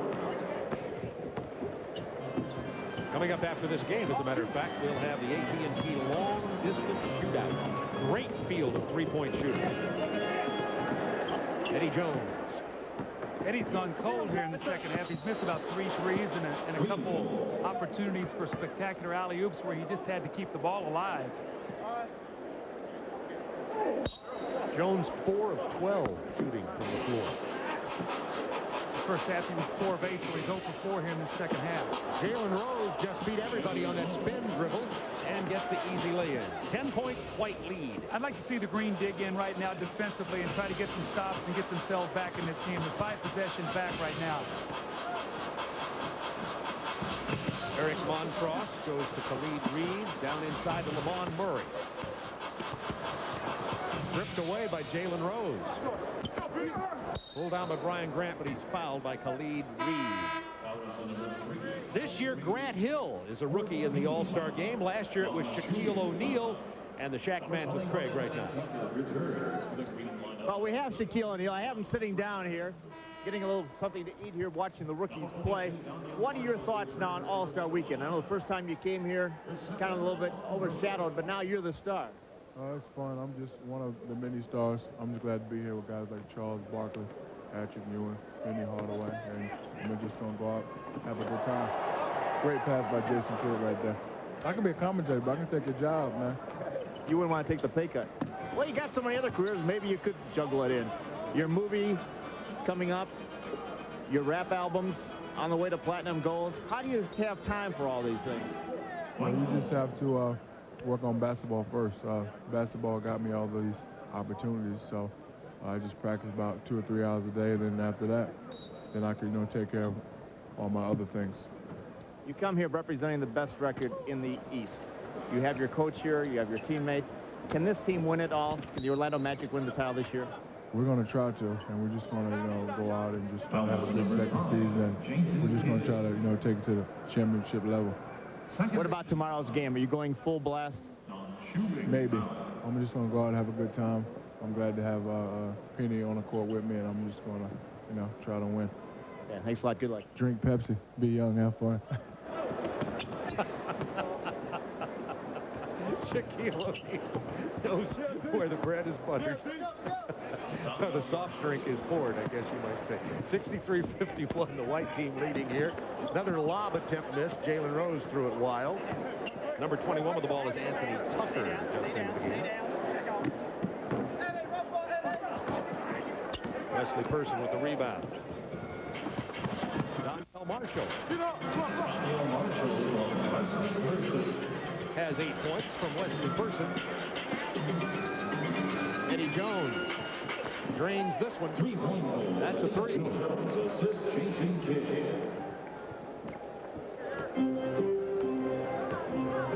Cotton Fitzsimmons was complaining a couple of weeks ago. I was out here in Phoenix to do a game how he only had 1 point guard on his team, Khalid Reeves. He said, I just don't know how we can win with that kind of distribution of the young rookie talent. I says that goes on record as the earliest complaint by a coach. 13 foul. West! 34, Michael Smith returns to the green lineup. No! Down low. Low. Clint. Get it in. Yeah. You take it, Clint. Jason Kidd on shooting foul. Glenn Robinson posted up against Anthony Tucker. Stripped away. Saved by Reeves.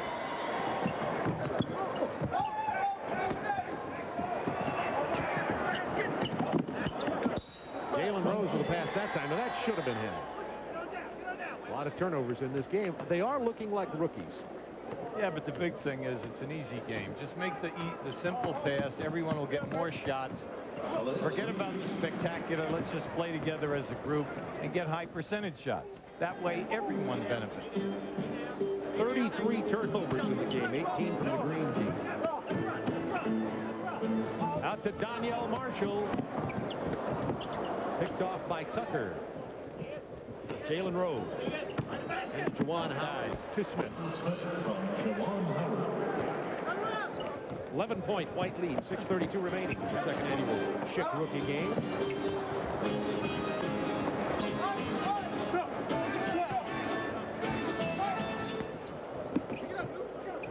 Glenn Robinson. Wesley Person. Let's go to Greg Sager. Well, with me, Patrick Ewing. We got the rookie All-Star game going here. You're a perennial All-Star. Now the 9th time you've represented the Knicks here in the All-Star game. How's it changed? How's it changed? The only change is that I'm one of the older guys on the team now. You know, I remember playing with Michael and Larry and Magic, and all those guys are gone. Joe and I and Scotty, we're the elder statesmen. You're here not only on your talent, but also your work ethic. Worked so hard in the offseason. A couple of proteges sitting behind us, Dikembe Mutombo and also Alonzo Mourning. How's it feel now with the work you've done with them, their fellow All-Stars with you? Oh, it feels great. I think, you know, they've done a tremendous job to work with all the work and getting themselves here. And, you know, they're turning out to be great players. What type of game do we expect? The line's been moved in. A lot of times these All-Star games, 135 to 133. But you like to play defense. Oh, definitely. You know, maybe not in the All-Star game, but to win championships, you have to play defense. But, you know, it's all about having fun. You know, you have a lot of great players here. We're just going to, you know, get out there and have fun. But the one thing is that the East is definitely going to win. You know, the West took the game from us last year. Now we have to bring it back to the East. Congratulations, especially to the Georgetown Canucks. Oh, thank you. Yeah, Bob. I deserve it. Patrick Ewing, class act. #1 draft choice, 1985 of the New York Knicks. It seems like only yesterday. Well, Eddie Jones has come out of his funk now. After missing 4, has just come in and knocked down 2 more threes. Eddie Jones has 15 points. Well, Bob, let's see if the level of play comes up now. It's 5:36 to go. It's an 8-point lead for the white team. Let's see if the green can make an effort here and sustain themselves, get some stops defensively, and then, as Hubie talked about, make the simple play when they get the ball and make sure they get a high percentage shot every time down the floor, because if they continue to turn it over, the white is just going to extend their lead. Looking at Al Attles, the coach of the green team. They're on the short end of the 69-59 score. Howard gets it off to Jones, who now has 17 points. Glenn Robinson leads all scorers with 19. Eddie Jones has 4 assists and 6 steals, too. Tucker with the rebound. Eddie Jones. Not bashful. He's fouled. And was that a 3? If it is, you'll get 3 free throws. Foul is number 3. When he makes these 3 free throws, we got a 5-point game with 5 minutes to go, so it'll be there for either team to win or lose. He's got it. Marshall's got it. He's going to get 3.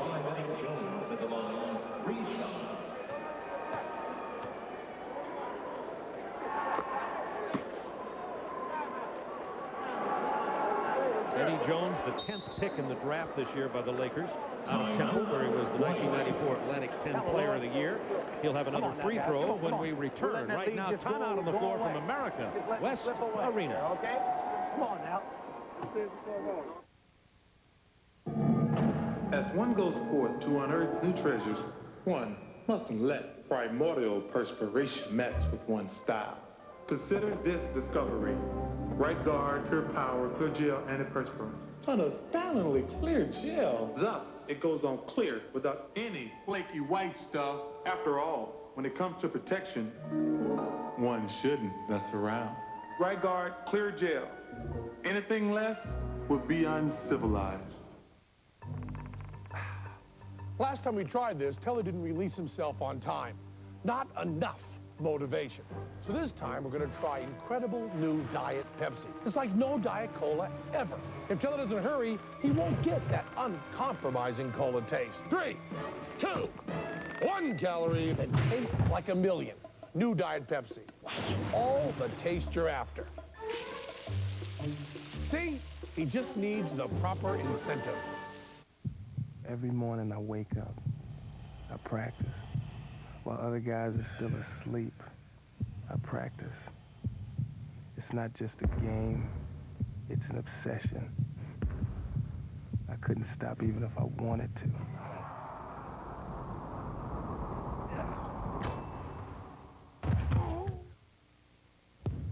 Start with the sweatshirt. Work on the dunk. I love this stuff. All-Star Saturday night, the Schick rookie game from America West Arena. White team leading 69-62. 5 minutes, 10 seconds remaining in the game. And at the free throw line, Eddie Jones. There you see some of the high-powered sports executives in America. On the left, NBA Commissioner David Stern. On the right, the new president of Turner Sports, Harvey Schiller.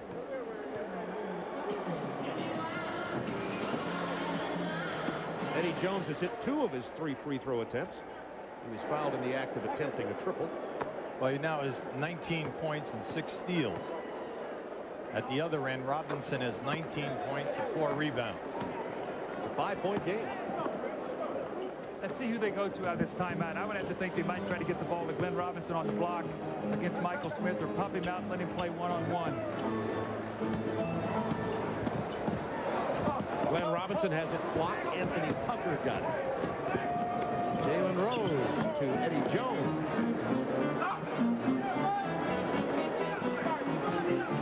Michael Smith stays with it. Juwan Howard wasn't ready.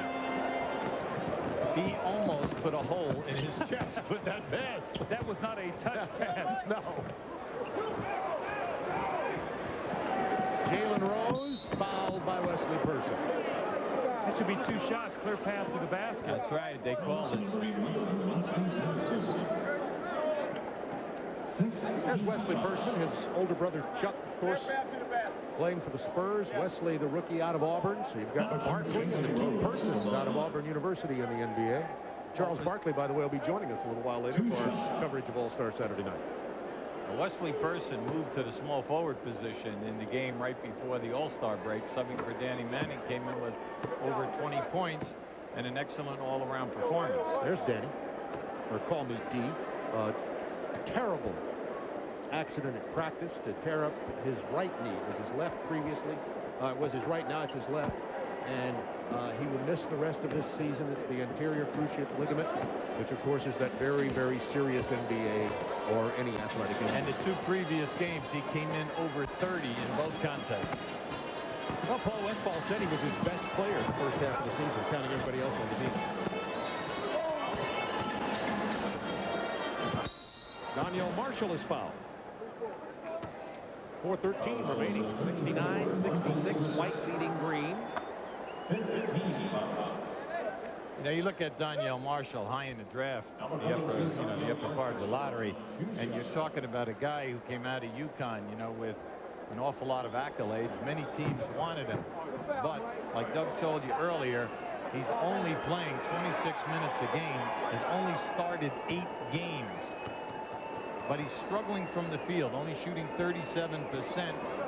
29% in threes and only 70 on the line. Well, you know, he had a terrific preseason. You know, in fact, his preseason was as good as any of the young rookies coming into the league. And then, for whatever reason, I don't know if he got injured or he got nicked a little bit, but he has just not played with that same kind of energy or zest that he played with earlier in the year. That's a 3 from Jalen Rose. Had a 2-man game there with his former Wolverine teammate Juwan Howard. And Jalen Rose now with 12 points. Well, you like to see that when the guy goes into the post, you get double teamed, get rid of it quick, get right back, and then repost. Trevor Ruffin, good spin move, couldn't finish. 3:40 to go in the game. It's a 1-point game. And a chance here for the Green to take the lead. Trevor Ruffin's the guy that Paul Westphal brings in for instant offense, and tonight he has not been able to get it going.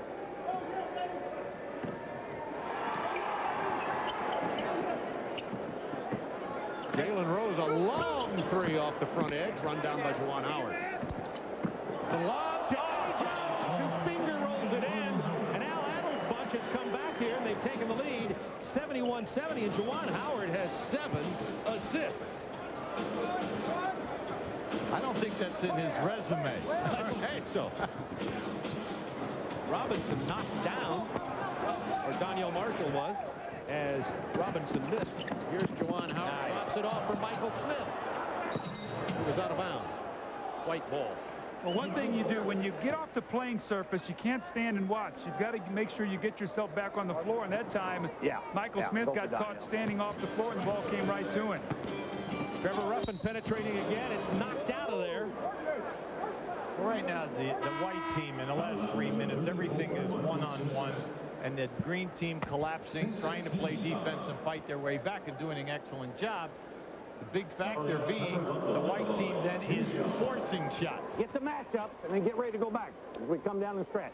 And as the green team has made their comeback, they've done it with Jason Kidd, Sharon Wright, and Brian Grant, 3 starters sitting on the bench. So it's a little bit like what happened to our game last year, where when I was coaching, we came off the bench with Sam Cassell and Antonio Davis, and those guys really brought me back last year.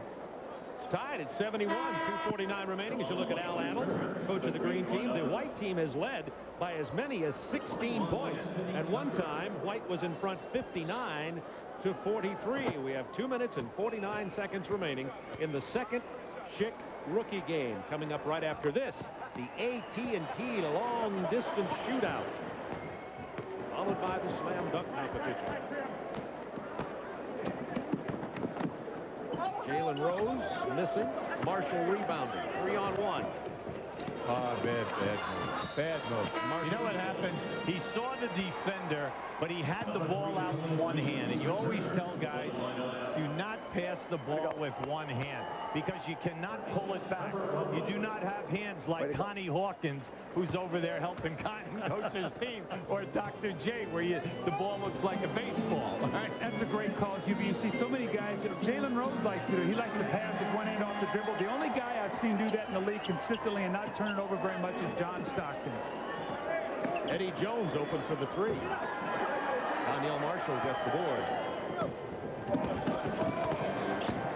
Khalid Reeves finds it all the way up. Reversible ball, and the white has built a 3-point lead after it was tied at 71. 2 minutes remaining. Michael Smith fouled hard on the penetration. Well, Reeves had a very solid first half. He had 6 points, 6 assists. Now, 10 points, 9 assists in the game. And you knew that Cotton had to put him back in because the team was playing too much one-on-one stuff with no penetration into the lane. And he just made the simple plays. You've been in the first half, he had 6 assists, only 1 turnover. You've not seen the spectacular tries by him. He's just doing the things that come simple in the game, and that's why his team right now has the lead. If the green team is not able to come back and win this game, they're going to point to the turnovers. That's going to be the one thing that's really done them in. The big dog comes back in as you look at Khalid Reeves' numbers there.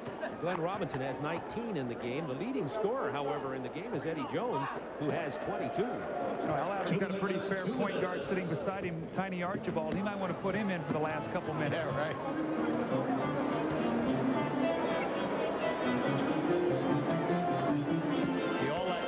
Interior passing from posting up for Montross, and those people went out the window. Yes. That lasted about a minute. It's like, you got yours early, it's our turn now. Wesley Person with a little stutter step there. He gets the lay-in. It's a 4-point white team lead with a minute 30 to go. Wesley has 13 points. Very quietly. Hold on Eric Montross as Sharon Wright tries to drive. Jason Kidd's going to get back in the game. He'll come in for Michael Smith on the green team. Number 5, Jason Kidd, returns to the green lineup. Minute 29 remaining. One of you got Rose. Okay, here we go. So they've slid Jalen Rose now down to the small forward position. Jason Kidd, Eddie Jones at the guard. A little bit more mobile team that they have on the floor right now. A little bit better perimeter shooting team. Kick ball. Recess 24, minute 25 to go in this half. Coming up, the AT&T long distance shootout, followed by the slam dunk competition at All-Stars Saturday night. Jason Kidd pulls up and shoots the long range jumper that doesn't go, rebounded by Lamont Murray.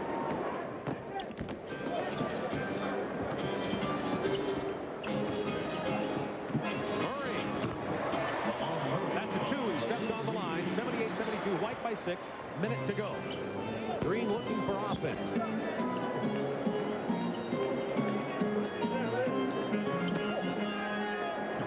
Juwan Howard finds some down on the block. It's a 4-point game with 54 seconds left. Then we'll see a moment or two of defense. Oh, what I liked there was he made the catch, looked for the double team, and then made his up and under move.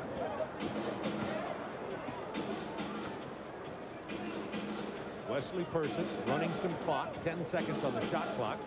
40 seconds remaining in the half.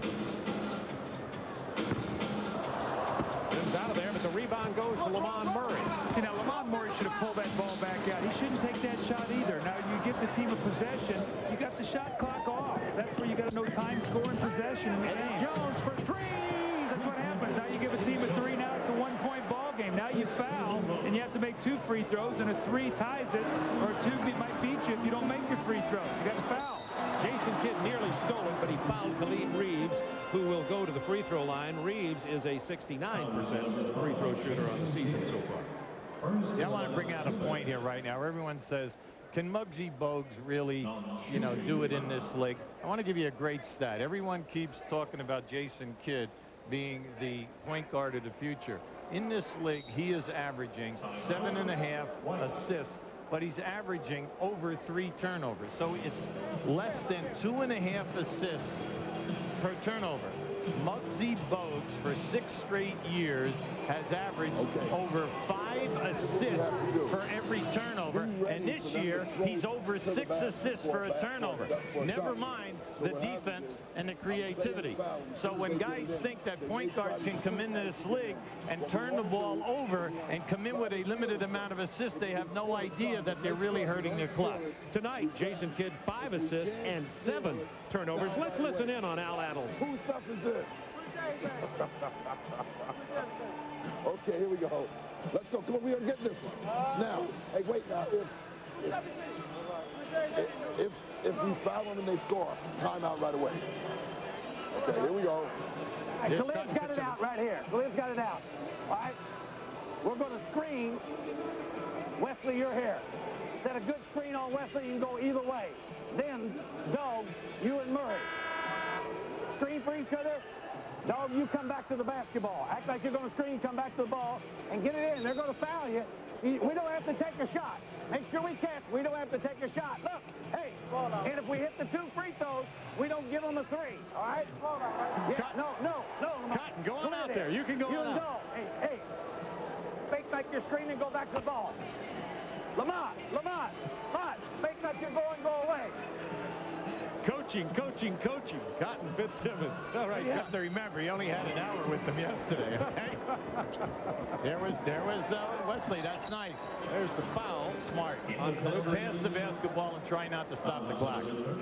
10 seconds remaining, so the free throws will make the difference here. Although even the 2 free throws will still give the Green an opportunity at a 3. And like Cotton said, stop. You make the 2, no 3s.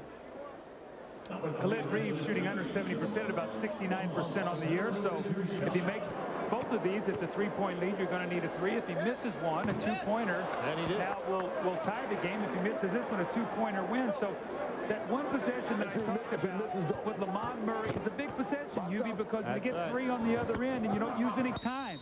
Timeout, 2-point game. So let's join the Green team down by 2. Let's see what Al Attles has in mind as he calls his team over there. Al Attles coached the Golden State Warriors to a world championship back in 1975. Has been in the NBA for 35 years.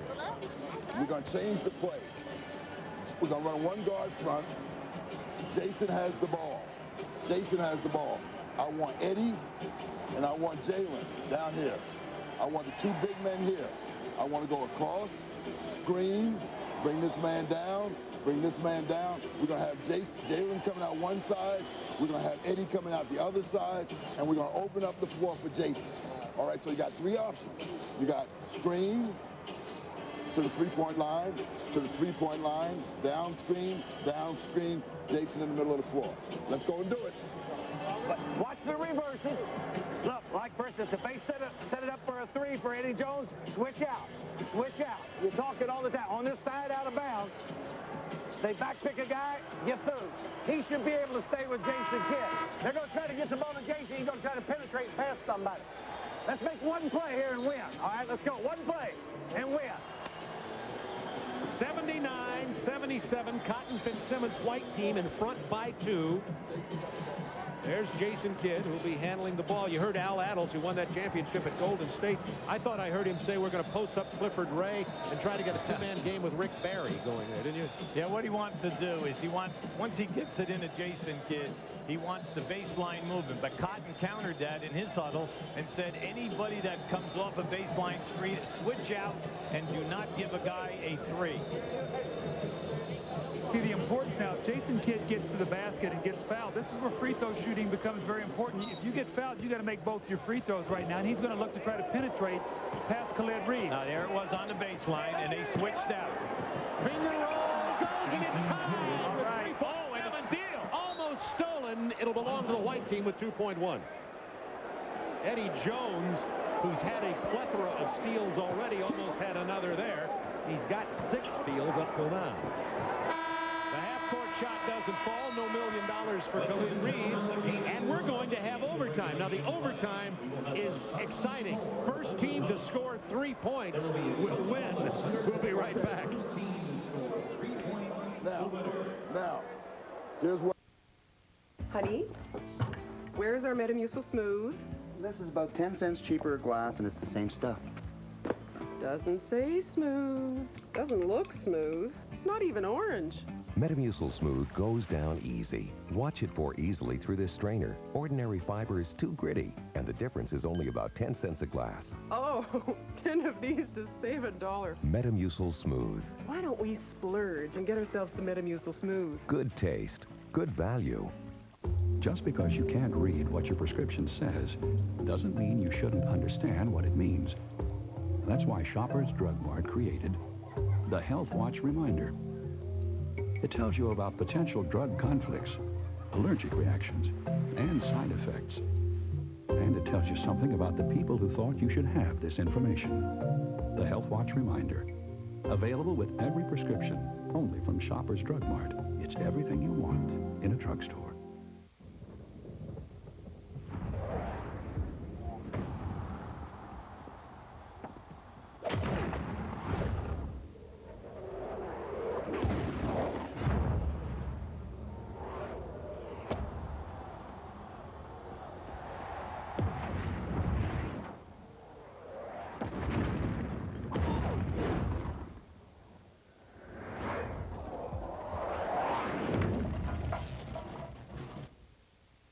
One turnover in the last 7 minutes when they caught up.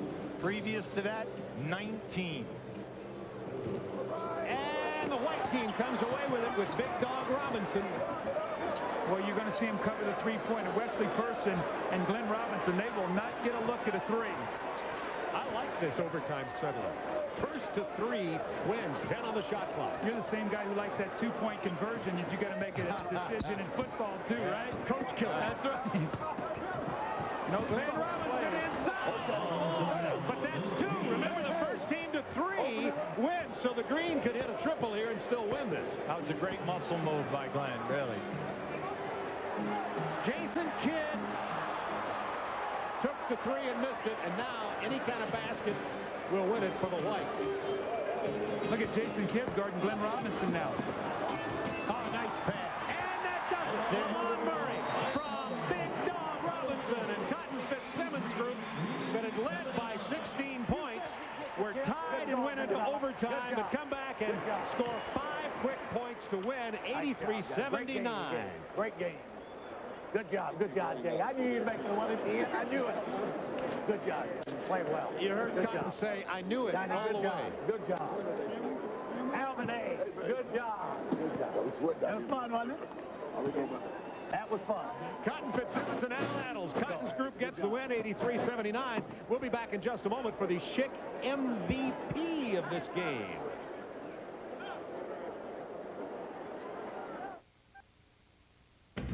This half is brought to you by Molson Canadian.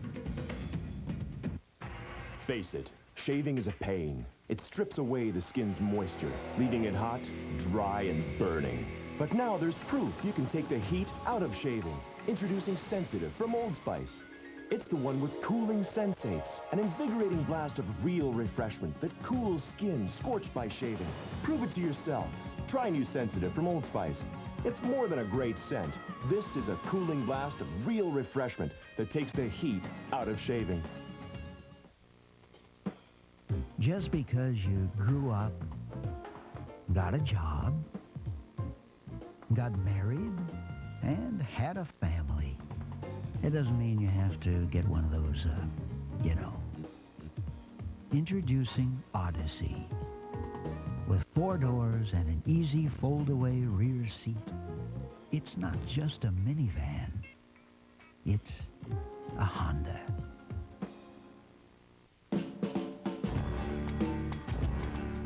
Not just anyone, for all, for wandering into an understandable world where I find everywhere we're going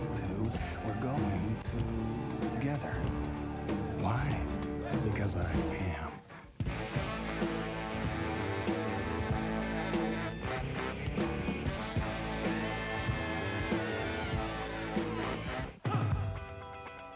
Got a bigger appetite? Harvey's gives you bigger. The Super Burger Combo. It comes with the Super Burger, a meaty 1/3 of a pound.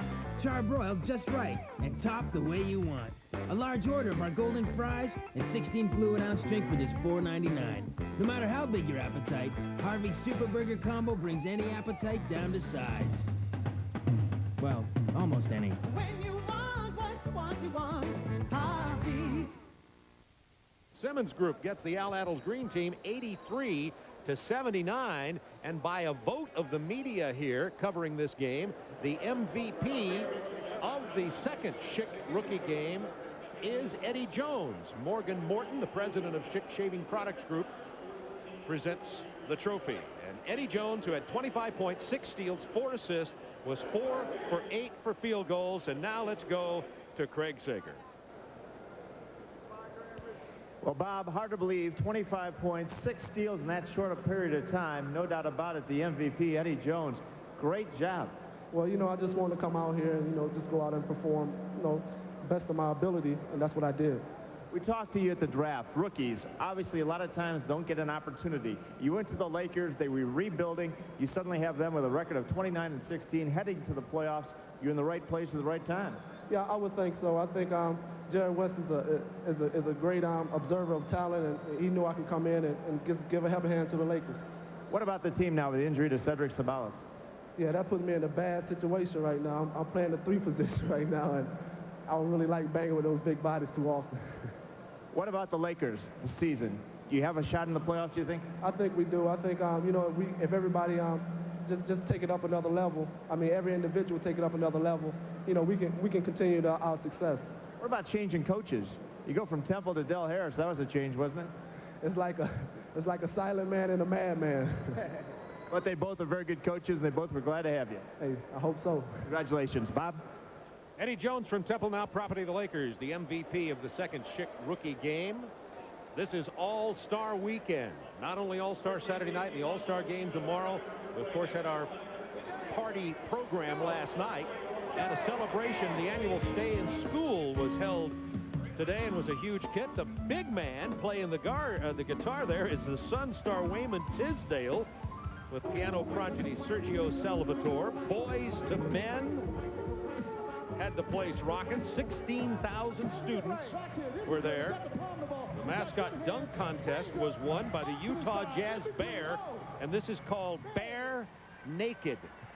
Also, the Baby Ruth shoot-around at the Jam today featured 4 of the NBA's top gunners. You saw them there: Chuck Person, John Stark, Jeff Hornacek, and Wesley Person. The object of the contest, to sink a shot from every letter spelling out the words Baby Ruth. When the smoke cleared, there were 2 left. Big brother Chuck went first, and he finally spelled out the letters in a time of 1:13.7. But little brother Wesley comes back, hits him in only 40.8 seconds, and wins the Baby Ruth shoot-around. We'll be back here in just a moment. Next up, the AT&T long-distance shootout. Is this going to be a Larry Bird, the money ball wins it? Oh!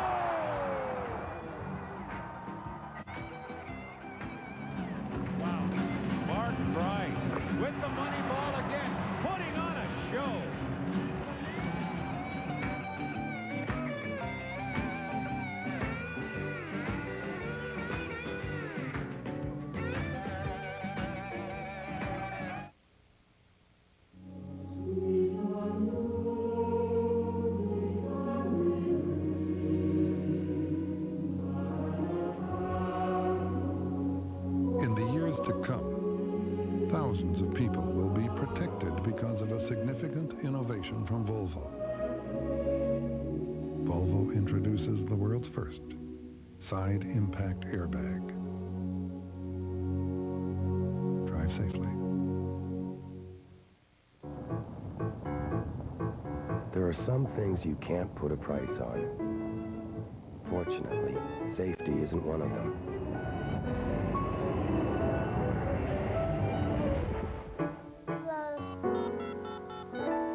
Hi, roadside assistance? Cantel Amigo for $19.95 a month with no setup fees and no long-term commitment.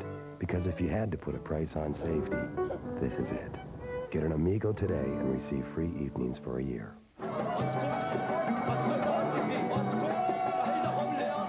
أصاحبي أنا مخلق مرتني الإدارة نجع جميع الكمبيوترات اتصلوا ببازياتهم أنا ما نصنعش الصواريخ واش وحدتي مع أبيهم في الموضوع؟ لا شوف راه يمكن لهم يجعلوا الكمبيوتر ديالك يتصل بالكمبيوتر ديالهم ويتصل بأي كمبيوتر وعندك نمرة التليفون ديالهم معلوم غادي يصيفط لك مكالمة إلكترونية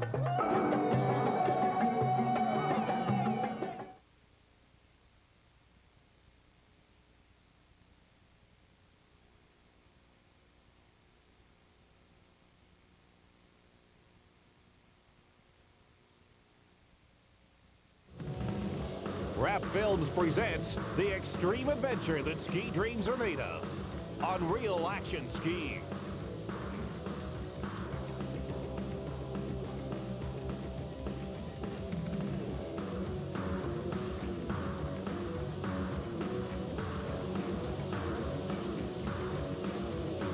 Catch the powder ride of your life. Unreal Action Skiing, weekly on TSN. The Schick rookie game is history. We're just moments away now from the AT&T long-distance shootout. But first, let's go back to Craig Sager and Chuck Daly. Well, Chuck, we talk about the NBA All-Star Weekend. It gets bigger and better every year. But the league also changes with the rules, trying to make the game better. We've had several different rule changes. The three-point line's been moved into 22 feet. If it was 21, Mike Hoban would have $1 million. What about the rule changes this year? Well, we've had some significant changes, and the three-point line, of course, is in, but it hasn't changed the game that dramatically in terms of total points. We have a new three-point line. He's a consistent 22 feet right now, and then, of course, we have the stricter enforcement of the illegal defense, and this is kind of interesting what's happened here. When you throw the ball in the post, watch how the players congest the area.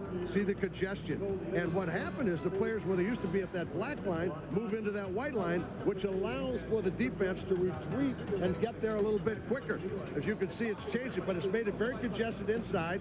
But the players, instead of staying out there, have moved in the line, allowing the defense to recover those people a little bit quicker. They moved the line in, hoping for more shots from the outside, which, yes, they have gotten, but the defense is cramped down, too. Yeah, they have, and, you know, there's two more makes. Attempts are up 5. Percentage is up to 36%. It's always been a 32 or 33% shot, but the second one, stricter enforcement of the Little League defense, this drove people crazy, and especially at the beginning of the year. Yeah, at the beginning of the year, particularly from the top. We're seeing O'Neal there on the wing. Here we're saying this is an old one where Schrempf doesn't follow his man. It gets called. But the one that's been bothering people is the one from the top, and it's changed the game a little bit. The other rule, of course, no hand checking. The players have adjusted quite early in the year. Everybody was very concerned about it. They've gone to the forearm, but the players have really adjusted to it, and we hardly see it called anymore. The point's the same as last year, so all these rule changes have not increased scoring. Yeah, everybody thought there would be a major increase in scoring. It just hasn't happened. But somehow coaches and players in this league learn how to adjust. They're amazing. You changed this whole game with the defense you guys played in Detroit. Changes have been trying to be made ever since to get scoring up. What needs to be done? What do you think? I don't know if there is any answer. I wanted the lane change. I'll tell you one thing. Ken Burns, in his baseball series that he did, said Babe Ruth only came to bat once every 9 times. We're throwing the ball into these key guys like Shaquille, Patrick Ewing, 40 and 50 times a game, and I don't know. Something has to be done as to how many times we throw the ball to the post up. Okay, three-point contest coming up. Who do you like? Steve Kerr. Steve Kerr. I don't know why, but I do. Okay, that's coming up next. Let's go back to Bob. Sounds like the title of a song. Coming up next at America West Arena, the AT&T long-distance shootout, and we're going to be joined by Sir Charles, who was such a big hit on our coverage last year. Just in case you don't remember who Charles is, we thought we'd show you some pictures of him from his action, his dancing. This is his first year of helping us at the slam dunk. Second year we gave him a mic.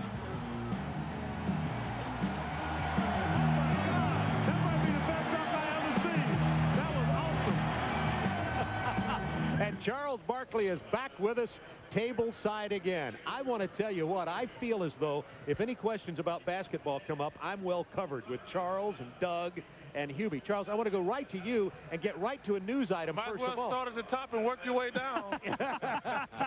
Tell me about all the rumors about the Scottie Pippen coming to Phoenix. What are you hearing and what do you think? Well, I tell you, I've been asked about it a couple of times. Anybody in their right mind would love to play with Scottie Pippen. He's the best non-center basketball player in the world today, other than Hakeem Olajuwon. He's the best player in the world.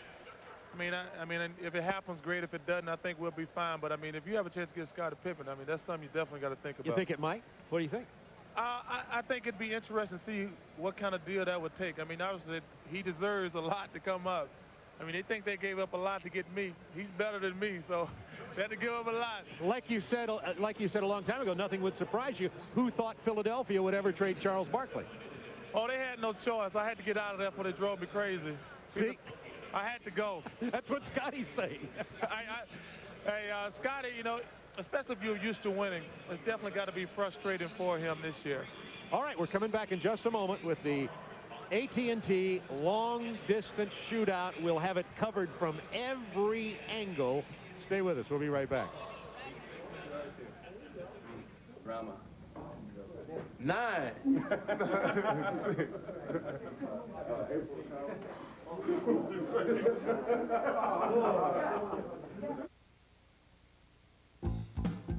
This half is brought to you in part by Labatt, Good Things Brewing. By Right Guard antiperspirant and deodorant. Anything less would be uncivilized. By Pepsi. Pepsi reminds you to be young, have fun, drink Pepsi. By Advantage Long Distance Service, from the Alliance of Canada's only full-service telecommunications companies. And by the new Pontiac Sunfire, built for drivers.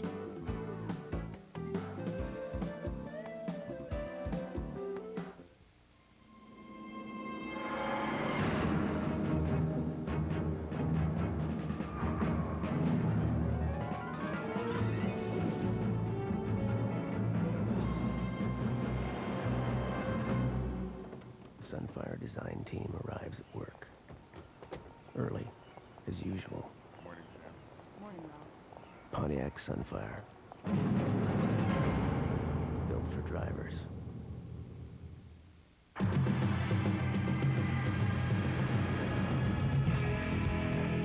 Ice crystals removed.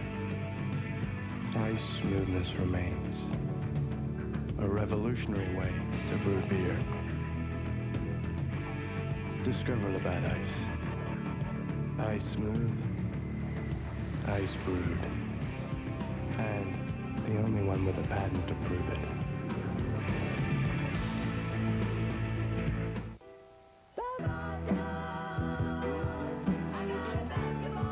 Give it a ball.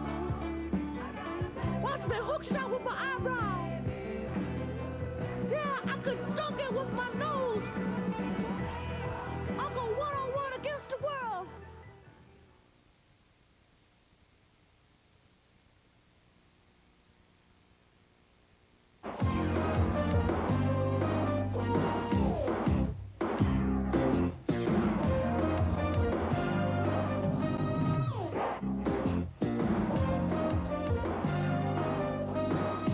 Distance shootout. Will it be the Pacers' brash gunslinger Reggie Miller? The Spurs rifleman Chuck Person? Phillies' first-time All-Star Dana Barros? Chicago Bulls long-range bomber Steve Kerr? Miami's top gun Glenn Rice? Or hometown favorite Thunder Dan Marley? The league's best marksmen take dead aim on the top prize in an old-fashioned Western shootout. And it ought to be a beauty. We've got the best three-point shooters in the land in this contest, from Nick Anderson, Dana Barrows, Scott Burrell, Steve Kerr, Dan Marley, Reggie Miller, Chuck Person, Glenn Rice. It ought to be a beauty. And this year, remember, the line has been moved in. The line was extended as far as 23-9 at the top of the circle last year. If you're looking at the circle, this year, it's 22 feet all the way around. Let's meet our competitors. And to do that, let's join PA announcer Jeff Munn. And now, here are the competitors in tonight's AT&T long-distance shootout. His three-point bombs have added sting to the Charlotte Hornets attack. Making his shootout debut, Scott Burrell. For the Wildcats fans, this marksman needs no introduction. He owns the highest three-point percentage in NBA history.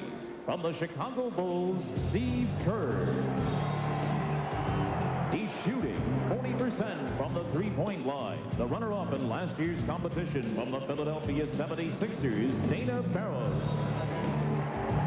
He's made more than 700 three-pointers in his 9-year NBA career, representing the San Antonio Spurs, the rifleman, Chuck Person.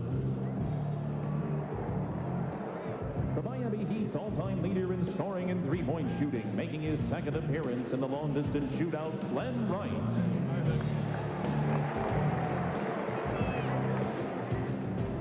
This sharp-shooting swingman keeps defenses honest for one of the best teams in the NBA. From the Orlando Magic, Nick Anderson. His three-pointers took Indiana to the conference finals last season. An all-star and the heart and soul of the Pacers, Reggie Miller. And finally, the hometown favorite. He holds the NBA record for three-pointers made in a season from the Phoenix Suns, Dan Marley. Ladies and gentlemen, the 1995 AT&T long-distance shootout contestants. All right, here are the rules. 3 rounds, each scored separately. We hope you've been with us over our more than a decade of covering this. You'll know what the rules are pretty well. You see the red, white, and blue ball. It's worth 2 points. There are 5 in each rack, so a total of 6 points per rack. If you hit them all, a maximum of 30 points in 1 round. First round, top 4 advance. Second round, the top 2 advance, and the scores don't carry forward. Here's the money. Just pocket change that'll put these guys in an improper income tax bracket. $20,000 for first place, followed by 10, 5, and you see the rest.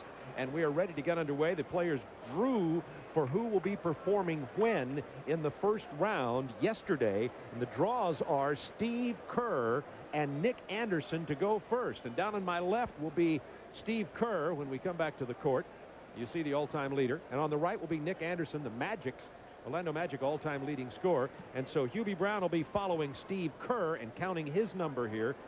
Doug will take a look at Nick Anderson, and you'll hear Charles in here whenever he's ready. Well, I think it's interesting. Steve Kerr's going to go from left to right, and Nick Anderson right to left, so already a little strategy there to get started. Main thing now is you don't want to drift on your shot. You want to be able to keep your eye on the rim as you reach for the ball. Big thing, follow through. Nick Anderson off to a real good start, QB. He's hit his first 3, making his first 4. Kerr's 1 for 4. Missed the money ball, so 4 out of 5 for Nick Anderson. This is his first one. Kerr is a little bit warm right now. He just hit 3 in a row. 1 in a row. 1 out of 5 that time for Nick Anderson. 5 for 5 for Kerr.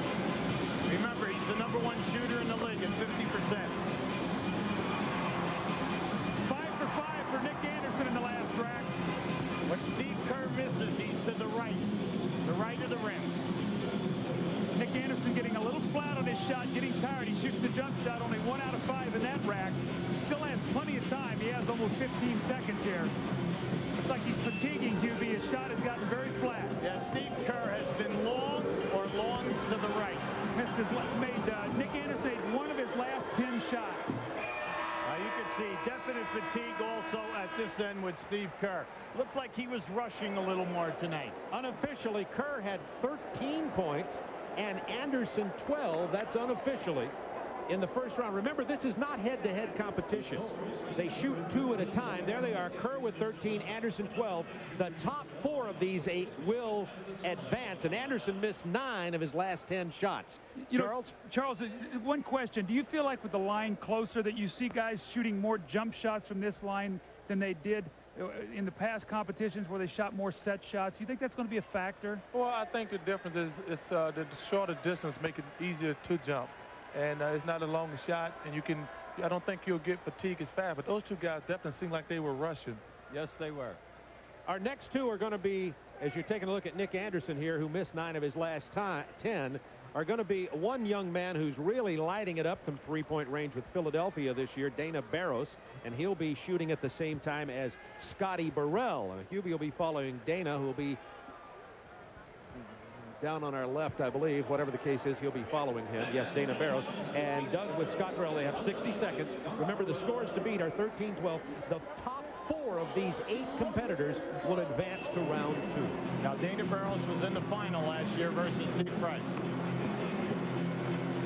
Scotty Burrell has made one of his first 4. He gets the money ball, so 2 out of 5. Barros 3 for 5 in the money ball.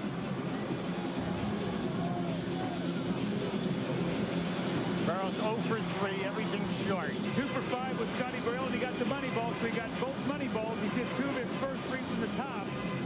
Barros likes to take the ball from his right side. 4 out of 5 for Scotty Burrell, and he's made all 3 money balls. Right now, Barros is hit and miss. Scotty Burrell is really shooting up. He's made all 4 money balls, 4 out of 5 of that rack.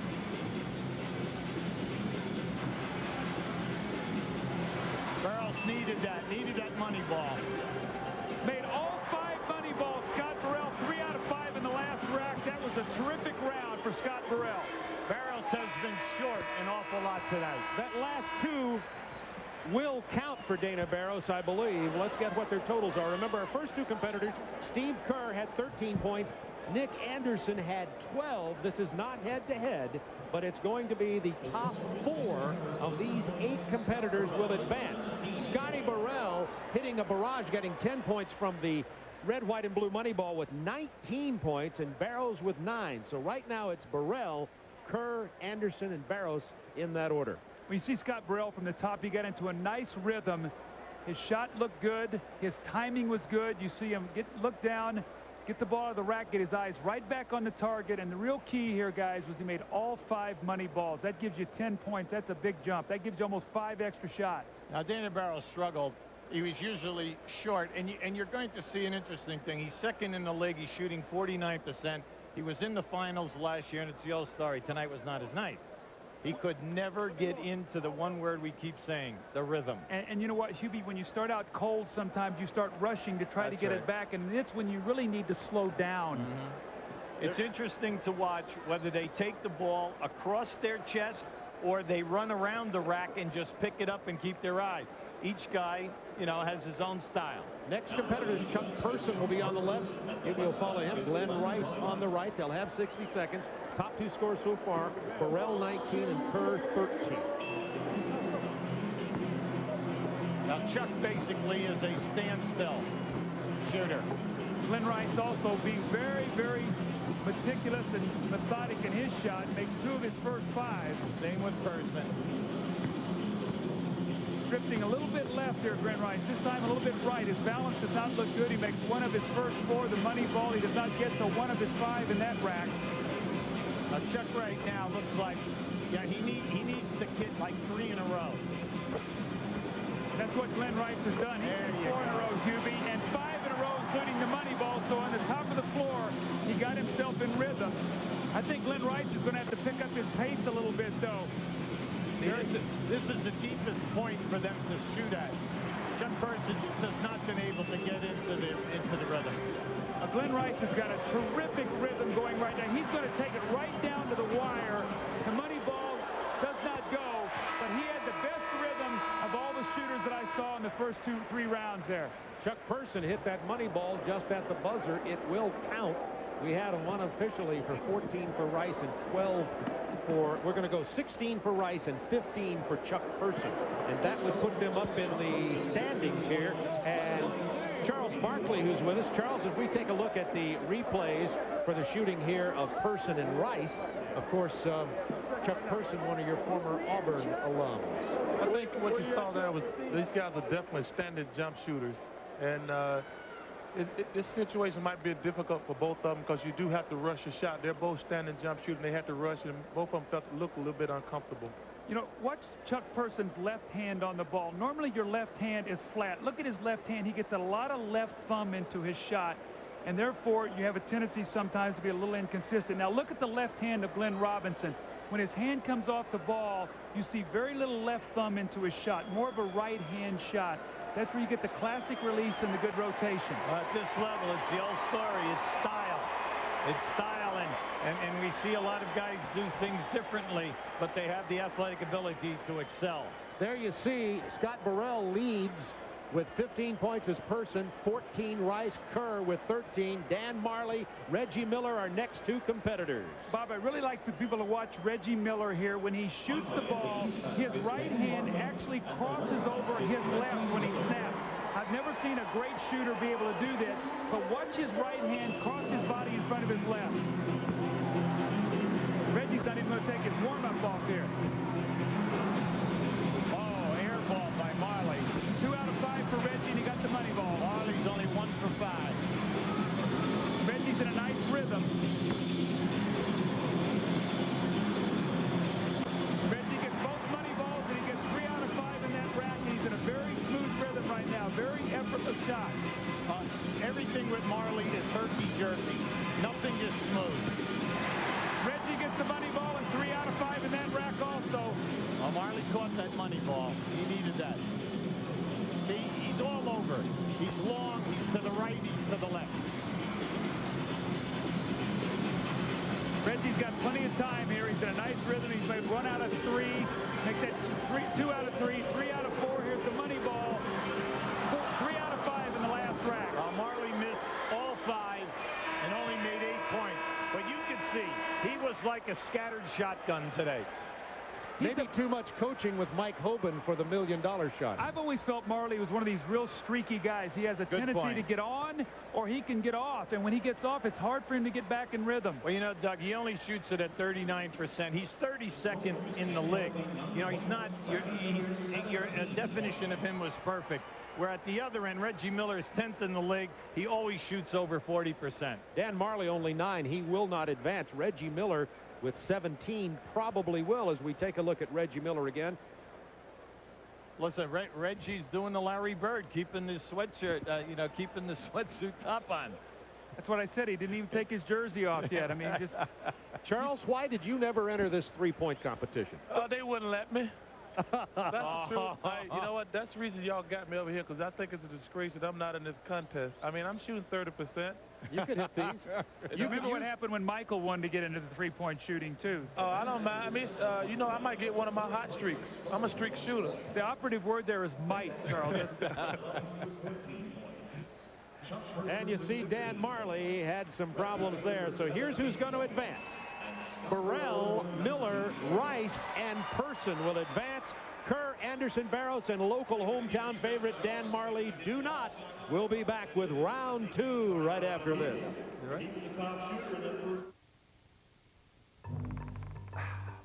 Last time we tried this, Teller didn't release himself on time. Not enough motivation.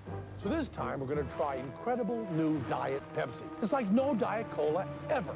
If Teller doesn't hurry, he won't get that uncompromising cola taste. 3, 2, 1 calorie that tastes like a million.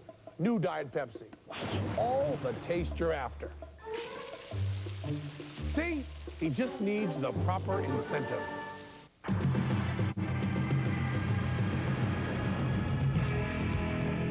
Ice crystals removed.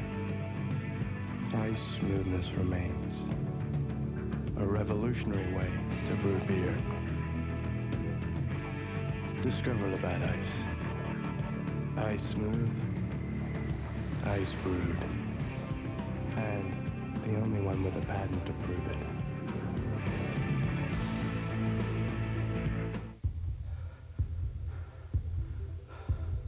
You can walk. or you can run. You can take that step, even pull that weight. Ryka, because you can be strong. Ryka Fitness Cross Trainers at Foot Locker, where it all begins.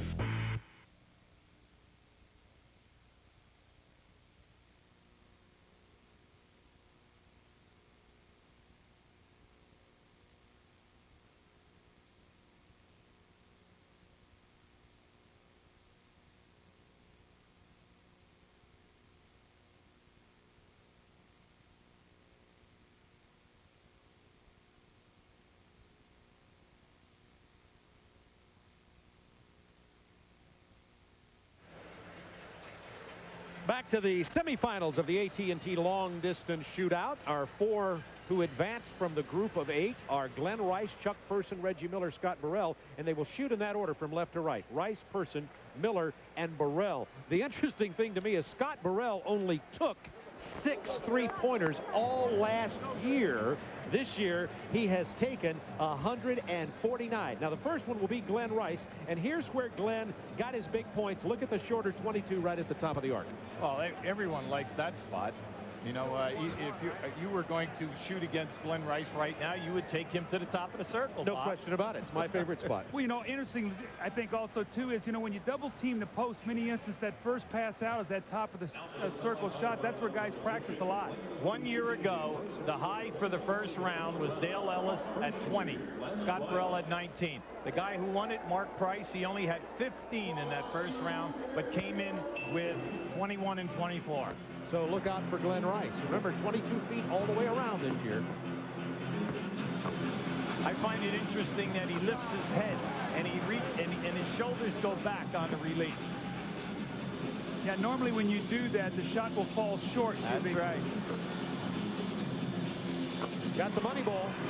See, he goes to the other side and he gets it over his right so he doesn't cross his body. Main thing is to take time and lock in with your eyes. Look at the top of the key again. Boy, does he love this. He got him all this time. Man, oh man, does he make hay up there. I think the thing you're seeing is Glenn Rice does not like to shoot going to his right. That's why he goes to that side of the rack. He prefers to go left when he makes the shot. He's got a good rhythm right now, and I thought he had a good rhythm in the first round also. He's not in a hurry. He's almost got the clock in his head that he's got plenty of time. Got a good bounce, and he hit the money ball. The old story, you have to have that good spin, and he had it. That's that shooter's touch, Hubie. That's right. Beautiful. Glenn Rice, Miami's all-time scoring and three-point leader, gets 19, and he has a very good start, Charles. Now, were you just giving a scouting report on him during the course of the game? Oh, he doesn't go right to shoot. He goes left. He's gonna make that. He got a great jump shot. He's a very streaky shooter, but he wants to go left. You know, a lot of people would say, Charles, now why would a right-handed shooter like to go left to shoot and not go right? I always felt I shot better going left because your shooting hand was right at the basket rather than have to shoot against your body. And a lot of people don't understand for a right-handed shooter, in many instances, it's easier to go to left. It is. It's definitely a lot easier. But you played? Long time ago. That's when they had laces on the ball, Charles. You were the #1 pick in the draft, weren't you? 1973. Oh, wait a second. Charles, you made me blush. You come on, now reach in your pocket right now. Reach in your pocket.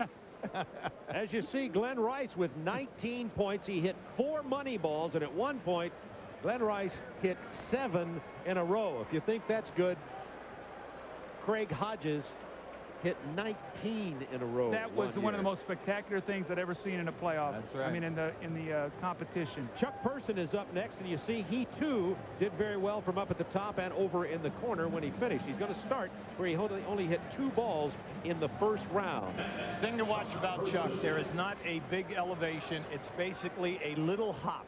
He just elevates just a slight bit off the floor. He has a tendency, if he misses, his shot gets flat. He has to make sure he gets it up to the basket and doesn't just get front rim. Looks pretty flat here. He missed 3 there, and all of them hit front rim.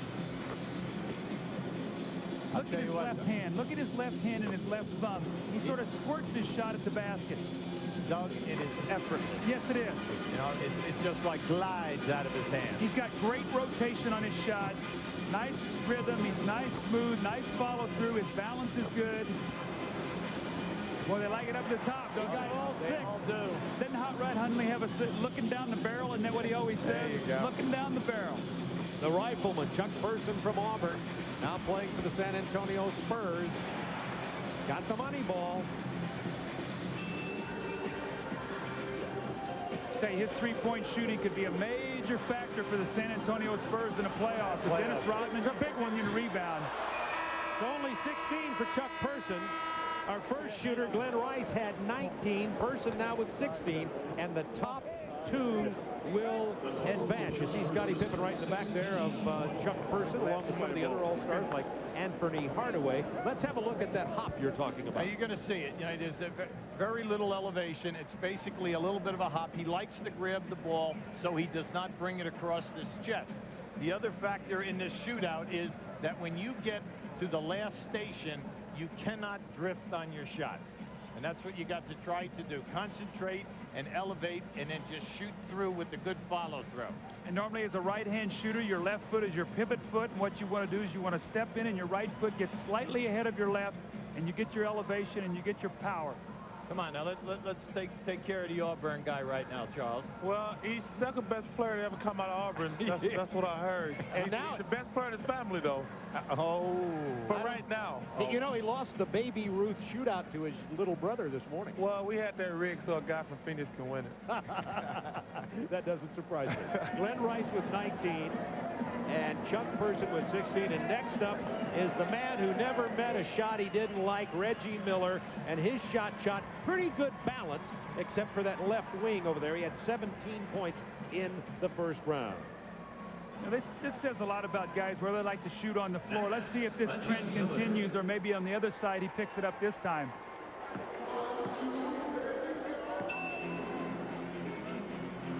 Now that's an effortless shot too, Hubie. I'm not so sure that he doesn't have the best range of anybody in this competition.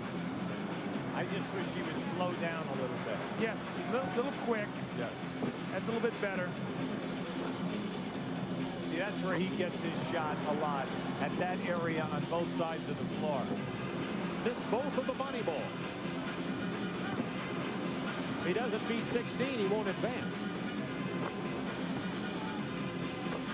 He needs a couple money balls. That would really send him over.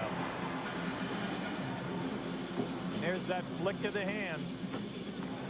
Needs 16 to stay in the running. Well, you can see right behind him, he's got excellent rotation. That was beautiful. He loves those two angle areas. There's 15. There's 16. There's 17. 19 for Reggie Miller. Strong finish. Alonzo Mourning, Patrick Ewing. They're upset because Mourning wanted Scotty Burrell to advance, so he was upset there. He really came on strong in his last two stations. But again, not panicking. He's been in the competition before, and he slowed himself down. Hubie, as you said before, look at his right hand now as it crosses over his left. Hubie, have you ever seen anybody shoot the ball like that with that kind of accuracy? That's right. You would think that the ball would spin out on him. Or it would also go right on you. But here's this great finish. But you could see he was hurrying a tad too much in station 1 and 2. But did not panic, and his experience, I think, helped him get himself on track. He had that shot clock in his head. And he hit 12 of his last 14. So you see, Glenn Rice had 19, as did Reggie Miller. And so now we take a look at Scott Burrell. And I told you before, he took 6 shots 2 years ago all year from beyond the three-point arc. This year, he's shooting 64 of 149 for 43%, and he has really stepped up to this new, shorter 22-foot line. Well, he's 14th in the league.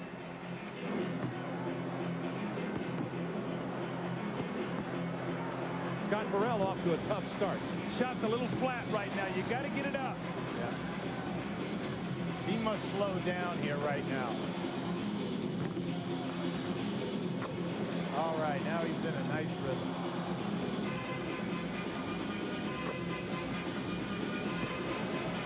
he's a jump shooter. He really used a lot of legs. It'll be interesting to see if he gets tired on the finish right now, if he's able to finish strong. 9 for Burrell. He needs 19 to advance. Boy, he's really shooting the ball well. He is. That's 15. This is going to be close. Better take his time. That one didn't get it. 17. Now the top two shooters advance, and they are Rice and Reggie Miller. Oh, that last one was a heartbreaker. That one was in and spun out.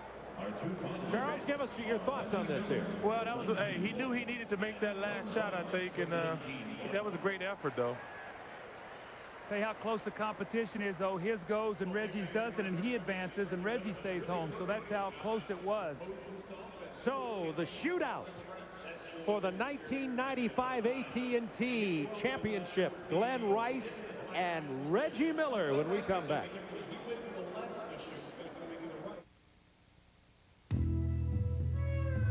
Freshman year, I was looked over. Sophomore year, I was looked over.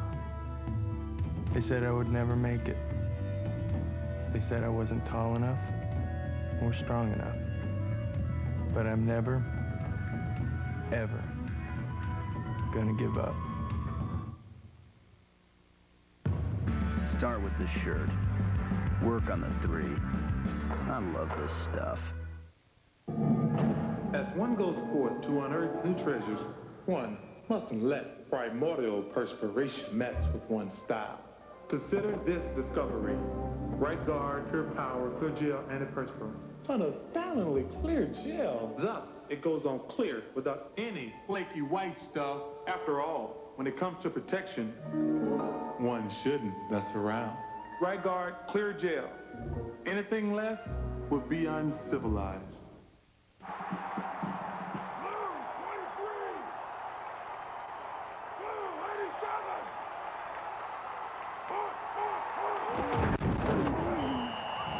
Mr. Sun, fresh thinking is what we are.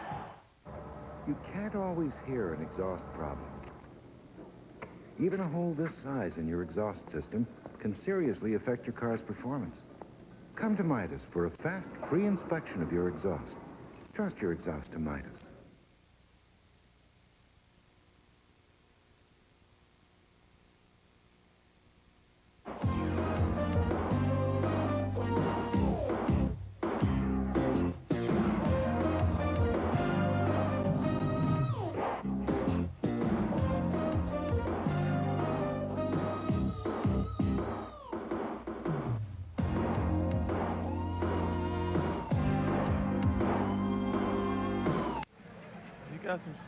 The money ball is everything. We're ready now with Rice is going to shoot first at the coin toss. Glenn Rice won the toss over Reggie Miller. Miller called it. Tails, it was heads.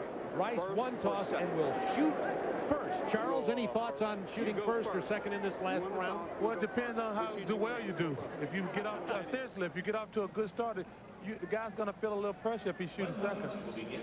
60 seconds, Glenn Rice. So far tonight, not one player has made 20 points.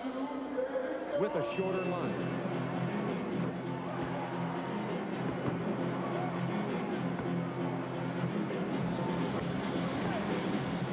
He's got a nice rhythm. Yeah, he does. He's bringing down range. A nice high-arching shot. He hadn't hit many. Better range some more. Now that top has been good. That the top of the circle is where he is really caught up in his competition. Let's see if he can do it once again.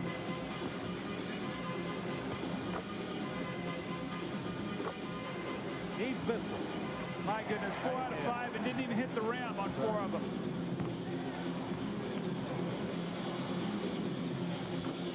Remember, previous scores don't come into play here. It's simply head-to-head competition between Glenn Rice and Reggie Miller. If he posts 18, that's going to be tough to beat.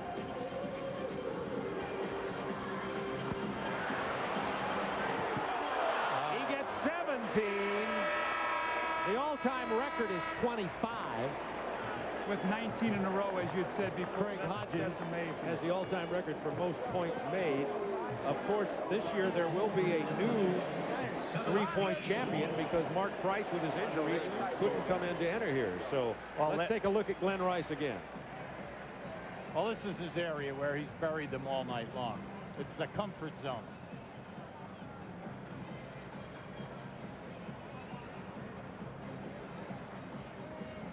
Classic jump shot. Look at the nice follow-through. And Hubie, just to expound on your point, he made 13 out of 15 from the top in the 3 rounds. Look at the nice follow-through, the nice rotation. You know, he does move his head back a little bit, and I'm surprised that with his head moving that he has that kind of success. But you know what?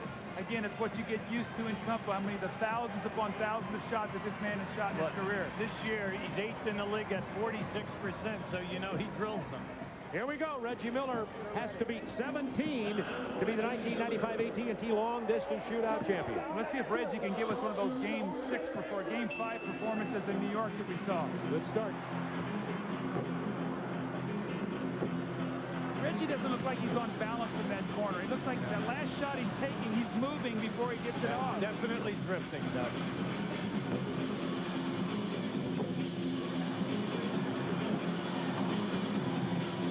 Big shot, money ball. Let's see what he does from the top here now once again. Boy, they love looking down that top. No. Oh. He's moving too quickly on his money ball to get to the next rack. Yeah. Got to beat 17. Still in there, though. He needs his money ball this rack. He didn't get it. He's done. He can't win it now. He can tie with all 6. He's out of there.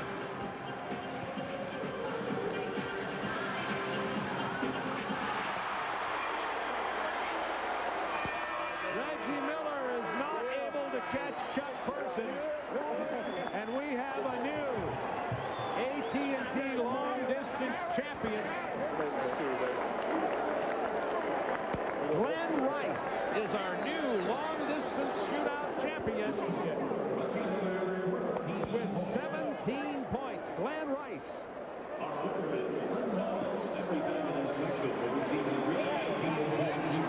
Miller officially got 14 on his last spin around the racks, and Glenn Rice is our new champion.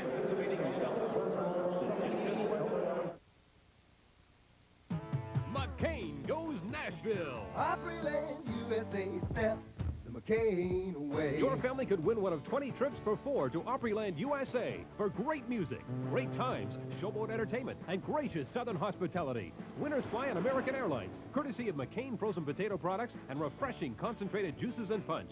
Details at stores near you. To enter, just send a UPC code here. McCain goes Nashville. Opryland holiday, step the McCain way.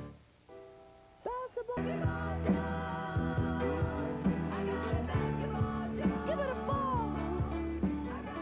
Watch me hook shot with my eyebrow. Yeah, I could dunk it with my nose. I'll go one-on-one against the world.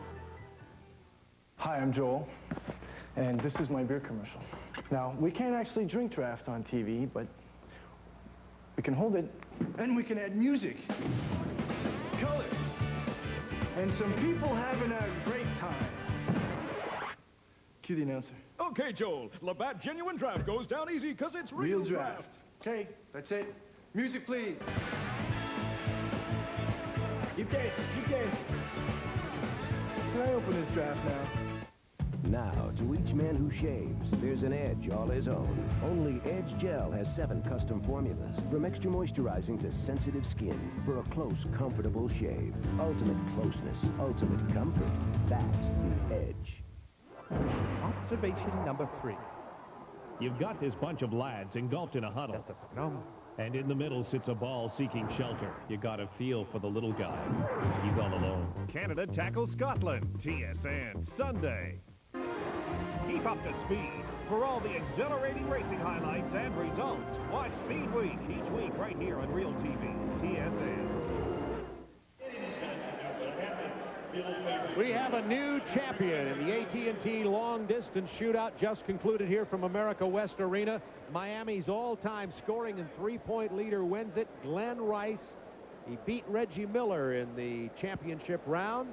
Scotty Burrell was third, Chuck Person fourth, and here's the presentation of the AT&T long distance trophy to Glenn Rice. David Robertson, the VP of Advertising and Promotions for AT&T, with the presentation. And now let's go to Craig Sager. Well, Bob, I'm saying between the two finalists, first Glenn Rice, you won the toss, you put the heat on. What was the decision there? Why did you want to go first? Well, I thought if I went first and put up a lot of points, then it'd put a little pressure on Reggie, and worked out to my advantage. As you were moving around, it seems as soon as you got to the top of the key, Hubie and Doug were talking, you felt comfortable. That's where you got your momentum, the rhythm, the confidence. I was rushing the shot a little bit, and I was a little nervous. I'd never been into the final round, and I just wanted to relax. And once I got into the groove, it became much easier. Larry Bird, Craig Hodges, Mark Price made a habit of winning this. You plan to be back and do this twice, 3, 4 times? I'll do it as many times as it takes. Well, Reggie, you've done it 4 times. Second time you've been in the finals. What happened? We mentioned at the beginning, possibly rushing a little bit, drifting. Yeah, I probably drifted a little bit on the first rack, but I caught my composure in the next few racks. I just couldn't put the red, white, and blue balls down. I made a lot of the other regular shots, but I think Lee did a good job, because if I really got that coin toss, I was going to try to go first. So he made the right decision. Maybe you needed a New York Knick in your face and Spike Lee on the sideline. Yeah, maybe I should have flown him in for this special occasion. Well, good luck tomorrow. The first Pacer to ever start an All-Star game. Thank you. Okay, Bob. All right, thanks, Craig Sager. Reggie Miller, the runner-up to Glenn Rice. Charles Barkley, could you have won this? Nobody scored 20 points this year with a shorter line. The thing is, I want the line moved back further if I'm going to ever compete in this event. Back to the man's distance. Back to the man's distance. But it's a conspiracy against me in this three-point shooting contest. I told you, I'm shooting 30% for the season. Yeah, we do. Can you imagine with the threes that we see him take during the season, if we got him this Paul Westphal would be up here going crazy. I'd be testing him. You know what? Well, you've already done that, Charles. What do you mean you would be? You'd only last 2.5 racks, that's all. You'd be walking off looking for a break. Hey, you talk about Reggie Miller, never met a shot. He's like, I love to shoot. Charles, we're going to ask you in just a moment to join Chuck Daly to talk a little bit about basketball, and then join the NBA All-Stars, your teammates for tomorrow, on the sideline to talk with them, do some interviews like you did last year before we do the slam dunk. We're going to take a brief time out here, and when we come back, we will have Charles Barkley and Charles Daly. Or is it Chuck and Chuck? Stay with us.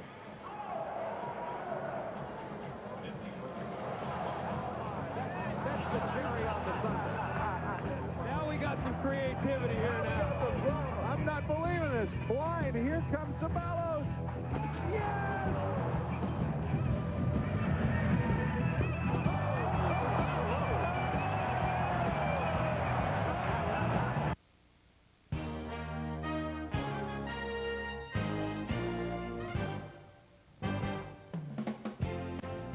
Welcome to TSN Control, everyone. I'm Teresa Hergert. The Montreal Canadiens are in Pittsburgh tonight to take on the Penguins. A new addition, Mark Recchi, making his debut in a Habs uniform. Let's take you to the second period as Recchi goes right to work. Habs pressing around the Pens net. Recchi bats it. Kirk Muller there at the side of the net to bang in the goal, and Montreal goes up 1-0, and Recchi gets his first point as a Montreal Canadian. Later on, tied at 1, Martin Straka sends it back to Chris Joseph, one-timer. Roy gets a piece of it, but Sean McEachran there on the doorstep to tuck it past him. That made it 2-1 Pens right now in the third period. That's how it stands. Jaromir Jagr adding the other goal for Pittsburgh, and Montreal, as we saw, Kirk Muller scoring. Penguins only the unbeaten team in the NHL. Montreal Canadiens looking to change that. Also in the third period, the Kings leading the Toronto Maple Leafs by a score of 3-1. Kings' Jari Kurri is celebrating his 1,000th game in the NHL. Back to the America West Arena after this.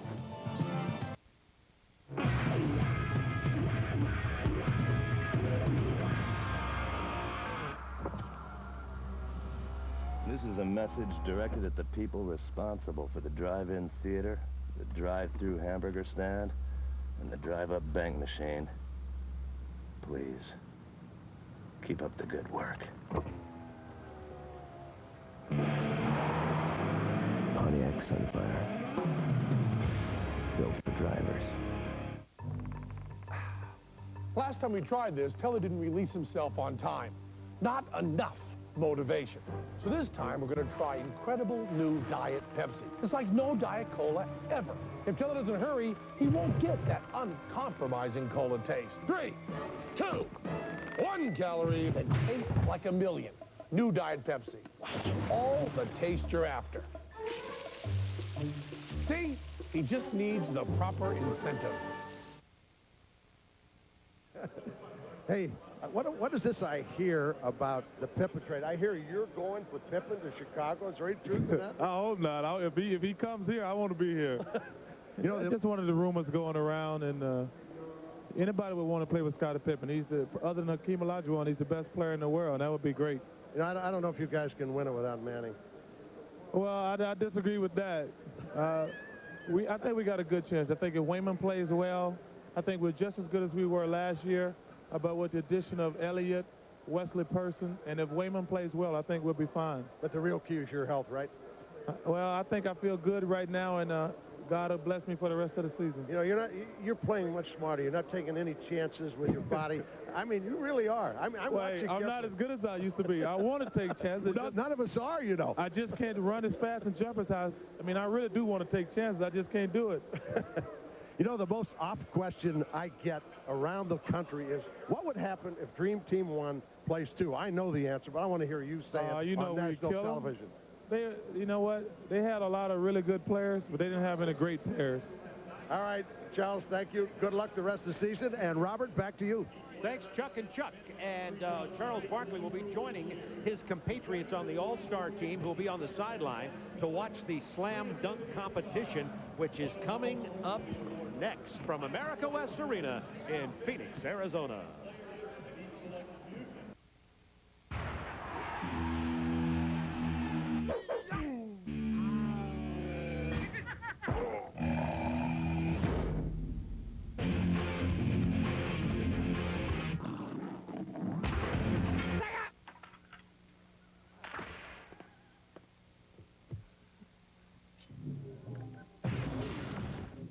Genesis and Cream, so separate. New Sega Genesis 32X. Welcome to the next level.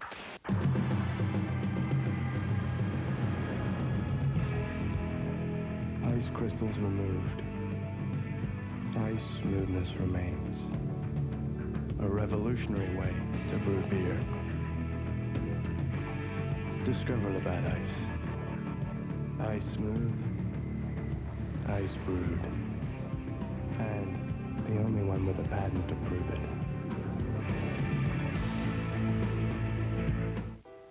Basketball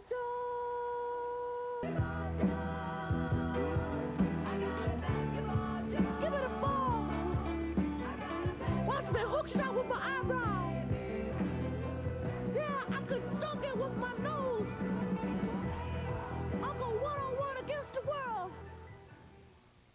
Now, to each man who shaves, there's an edge all his own. Only Edge Gel has 7 custom formulas, from extra moisturizing to sensitive skin, for a close, comfortable shave. Ultimate closeness, ultimate comfort. That's the Edge. Eddie Jones from Temple, now playing with the Lakers, was our MVP, and the white team, coached by Cotton Fitzsimmons, beat Al Attles Green in overtime, 83-79. Eddie Jones had 25 points and 6 steals, and big dog Glenn Robinson faced the white team with 21 points. And then Mike Hoban, misses the one shot for $1 million. The 16-year-old from Strongsville, Ohio, coached by Dan Marley, was heartbroken after missing, but we saw him coming back already. Then, in the AT&T long-distance shootout, Glenn Rice, who was really on fire from the middle of the court, beat Reggie Miller in the finals to join the champions of Larry Bird, Craig Hodges, Dale Ellis, and Mark Price, and now Glenn Robinson, the 5th champion in the history of the three-point shootout. And now let's go to our compatriot, Charles Barkley. Well, I'm sitting over here in the lifestyles of the rich and famous with Patrick Ewing, Alonzo Mourning, Anthony Hardaway, and Shaquille O'Neal. Who do you think gonna win the slam dunk, Patrick? I don't know, man. You know, I wish my man Kenny Walker was still in this, but maybe Isaiah Ryder. You never know. I thought you were gonna, come out here and. I'm too old to be dunking. Anthony, who do you think is gonna have a good shot in the slam dunk? Isaiah Ryder or Harry Martin. Hey, Bob, we're going to come back to you. You got the opinions over here. I got that. Isaiah Ryder, Harold Miner, of course, they're both the champions. Harold Miner 2 years ago, Isaiah Ryder last year, but there's some young guns working around the corner. Stay with us. We'll be back. Face it, shaving is a pain. It strips away the skin's moisture, leaving it hot, dry, and burning. But now there's proof you can take the heat out of shaving. Introducing Sensitive from Old Spice. It's the one with cooling sensates, an invigorating blast of real refreshment that cools skin scorched by shaving. Prove it to yourself. Try new Sensitive from Old Spice. It's more than a great scent. This is a cooling blast of real refreshment that takes the heat out of shaving. I remember it like it was yesterday. I was hosting a big business dinner, and I paid with my bank card. Turns out I was over my limit. I was so embarrassed I didn't know what to do. So I got the American Express card, and it never happened again. Call this number now. We can take your information right over the phone. Applying for the card was one of the easiest things I've ever done, and smartest. And anyone who's ever gone anywhere knows it. Whatever happens, I always have someone to turn to, 24 hours a day. My dad said the minute you get a job, get an American Express card. He said, trust me on this one. I've done everything with it. And here's a tip. Sign up for membership rewards, and every time you use the card, you can earn points that will add up to all kinds of great rewards. So call now for the American Express card. It's really worth it. It helps not having a preset limit. I can call 24 hours a day. That helps. Go anywhere, and it's with you all the way. Don't delay. Call 1-800-443-1786. That's 1-800-443-1786. Every morning I wake up, I practice. While other guys are still asleep, I practice. It's not just a game, it's an obsession. I couldn't stop even if I wanted to.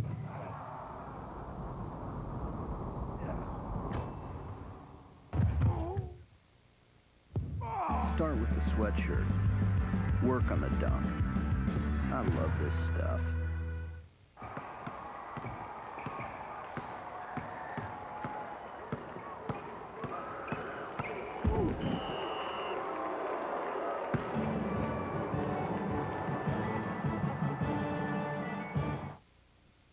Dunkers take center stage for the final event of All-Star Saturday, the Slam Dunk Championship.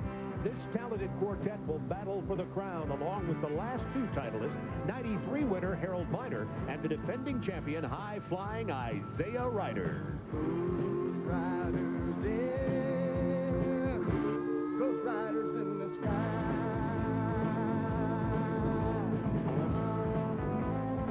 And now the Slam Dunk Championship. This started about 12 years ago at All-Star Weekends.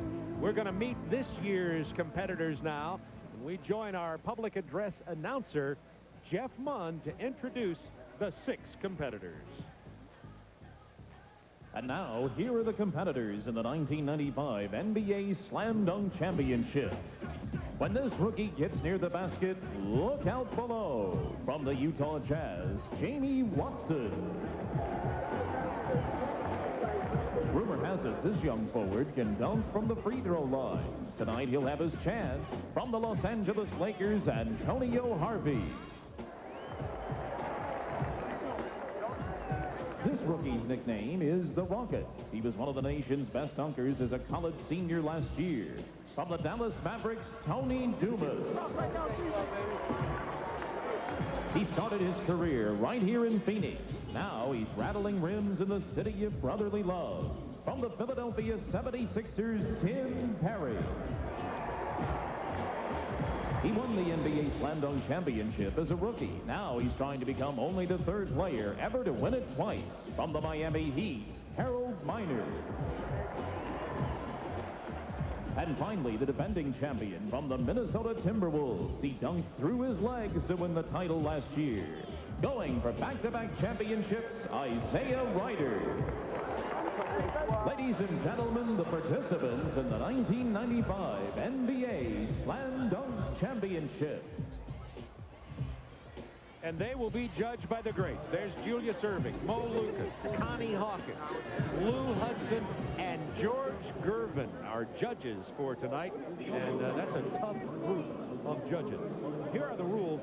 bring you up to date. It was changed last year to make the competition much more attractive. The first round is a 90-second program, and in that first round, the players select their own music, can dunk as many times as they want with a minimum of 3 dunks, and they'll get 1 score out of there. Then the top 3 advance to the finals. In case they need a tiebreaker, there will be a 1 dunk-off. But the players have to dunk 3 times in their 90 seconds in the first round, no more than that, and then the judges will give them 1 score with a maximum of 50. There's the prize money. 2010, 5,500, 2,500, and 1,000. And we are ready to go. It'll be Tim Perry, Jamie Watson, Tony Dumas, Harold Miner, Antonio Harvey, and Isaiah Ryder in that order, selected by the draw. You know, Hubie, it's going to be interesting, Bob. What we've seen in the past with dunk competition is so many guys that bounce the ball off the floor and start their dunks. And you know what? They have not been given high marks for that. Let's see if we don't see that many of those this year. Now, they want style, originality, and creativity. But that group of 5 guys are always tough in the first round with low grades. They want to see power and they want to see energy. And if you use power, it must be clean. Here comes Tim Perry from Philadelphia. He is 6'9", the second tallest of the dunkers. Good start.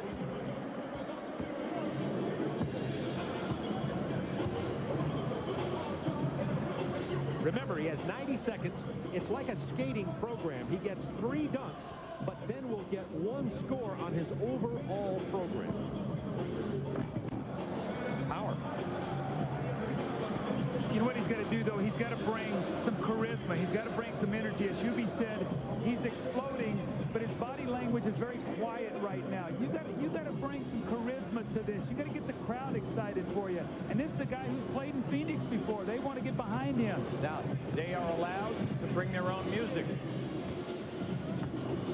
Charles, you don't look very excited over there with your all-star buddy. Hey, Tim Perry, Doug is right. He has no enthusiasm. The crowd is not into it, so he really don't have a shot unless he gets more excited. See, now he's got to hurry up because he missed that dunk, and he's got to complete 3 dunks. Now he's got to get back and get this dunk so he can be judged on 3 dunks. He missed that one, too, so Tim Perry's going to be disappointed. He did not get all 3. You have to have a minimum of 3 dunks, so he was only 2 for 4 on the dunks he attempted, and not a very good start for Tim Perry, Charles. Well, he's done. You can stick a fork in him. Give us your thought on this. Number one, he just wasn't very enthusiastic. I think the crowd just wants to get excited. He has bad body language. I mean, he's a high leaper, but he's just unenthusiastic. Well, our next competitor is going to be Jamie Watson. A lot of people may not be familiar with Jamie. He played his college ball at South Carolina, 6'7", 22 years old, plays for Utah, was their 47th pick. So this is a man who could certainly make a name for himself. You're looking at Tim Perry over there. May have hurt his left leg. They're looking at the attention over there. And we're waiting for the score, the combined score from the judges of Irving, Gervin, Hawkins, Hudson, and Lucas. And remember, it's the best out of 50. He gets one, only 31, and as Charles Barkley said, that won't be good enough. In the first round last year, Isaiah Ryder had a 46.8. Sean Kemp, 46.6. Robert Pack, a 42. They were the guys that moved on. Well, here's Jamie Watson's appearance on national television. Somebody most of the people around America aren't familiar with, unless you're a real basketball junkie. 47th pick of Utah. Whoa! Oh, yes. You know, Hubie, these young guys that we're seeing right now are not what we call the prototype stars of their team. And, you know, they almost look like they're a little overwhelmed by the atmosphere here. You know, your stars have a tendency to bring a little more energy, and this kid's got some hops. And, you know, Charles talks about body language. It's so key when you're watching it from these judges' standpoint. He should go right back to that. There's a bounce dunk. And he gets the jam to go. Charles, what are your feelings of you and your friends over there? Cedric Ceballos, an ex-slam dunk champion. What do you think of Jamie Watson? Well, he's got to get up. You know, he's a young guy. He doesn't look nervous. And I think the most important, that was nice. That was very nice. Anthony, what do you think of that one? That was nice right there. I got to give him props on that one. That was the best dunk so far, obviously. See, he was 3 for 4 in his dunks, and when he finished his 3, he decided not to use the rest of his time. So Jamie Watson will now await the scores of these judges. Well, I think on this right here, I mean, the extension after the catch, you're going to see the movement. He gets up, sends it down. Yeah, that's a great dunk. The problem is he makes it look so easy. That's why I say so much about the energy level. You know, they talk about the creativity and the power. You see that right there, Hubie.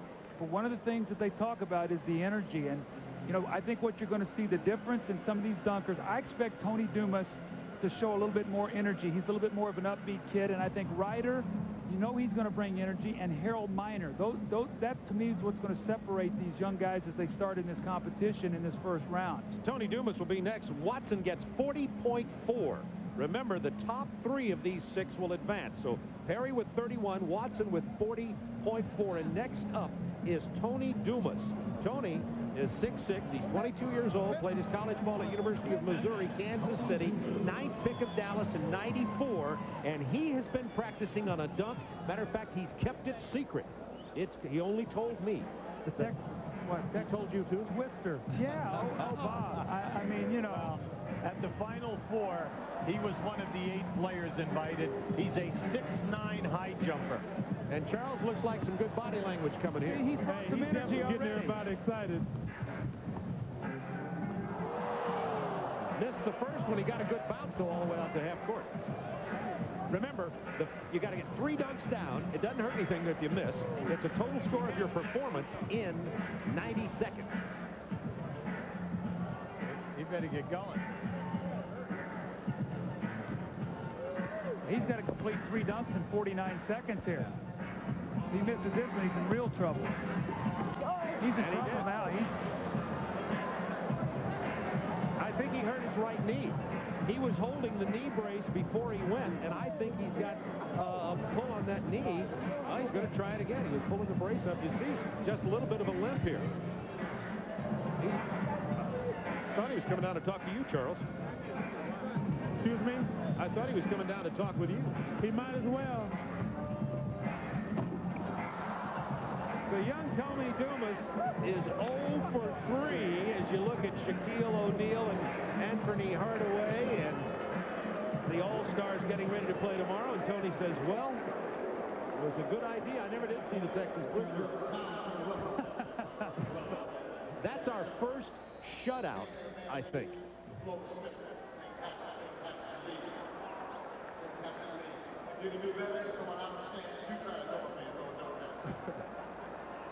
Charles, your thoughts on this? It looked like he was going to offer some personality here. Yeah, I think he just got a little bit nervous, and he didn't perform very well. He just never seemed like he got comfortable out there. Well, they're going to give him a total of 15 points, which, of course, will put him dead last at this point. So Perry's 31, not looking quite so bad now. But Jamie Watson with 40.4. And next up is the champion from 2 years ago, Harold Miner, from the Miami Heat. And he was only one of 4 rookies to win the Slam Dunk Championship. I expect a nice routine out of Harold Miner. I think you're going to see some sweet dunks here.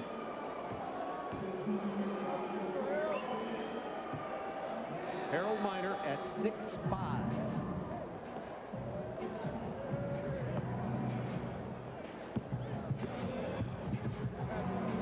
Whoops. So far, the contestants have mixed 6 of the 11 dunks they attempted. Oh, that's a beauty from Harold Miner.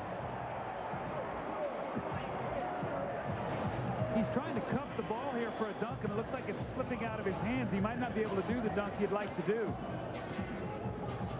Here's another one of those bounce dunks. Oh, Charles, what are you thinking? Charles Barkley, how are you and your group liking this? I think we've lost our communication with Charles. We'll get him back in here in just a moment. Harold Miner has brought the crowd to their feet. The first electrifying dunker of the evening. He's still got 37 seconds. Remember, he has to complete 3 dunks. And a score of 40 out of 50 is the number to beat so far.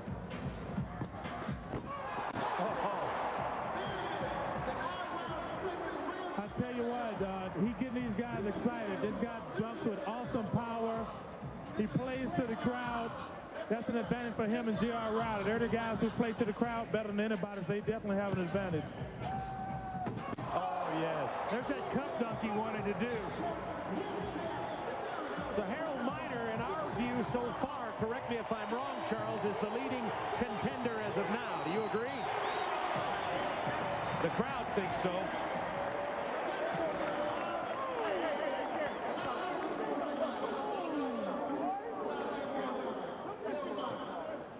So Harold Miner brought the crowd to their feet. So far, definitely the most exciting. Let's see if he also excited the judges. Well, the style is there, the energy, and then the power. And when he's sending it so strong, and it's clean. His eyes were almost to the rim when he dunked that ball. Look at the guys. Yeah. Gary Payton and Mutombo. Mutombo would be going, not in my house, not with that. How about this? 49.2. Our best score of the night for Harold Miner. He was the 93 slam dunk champ.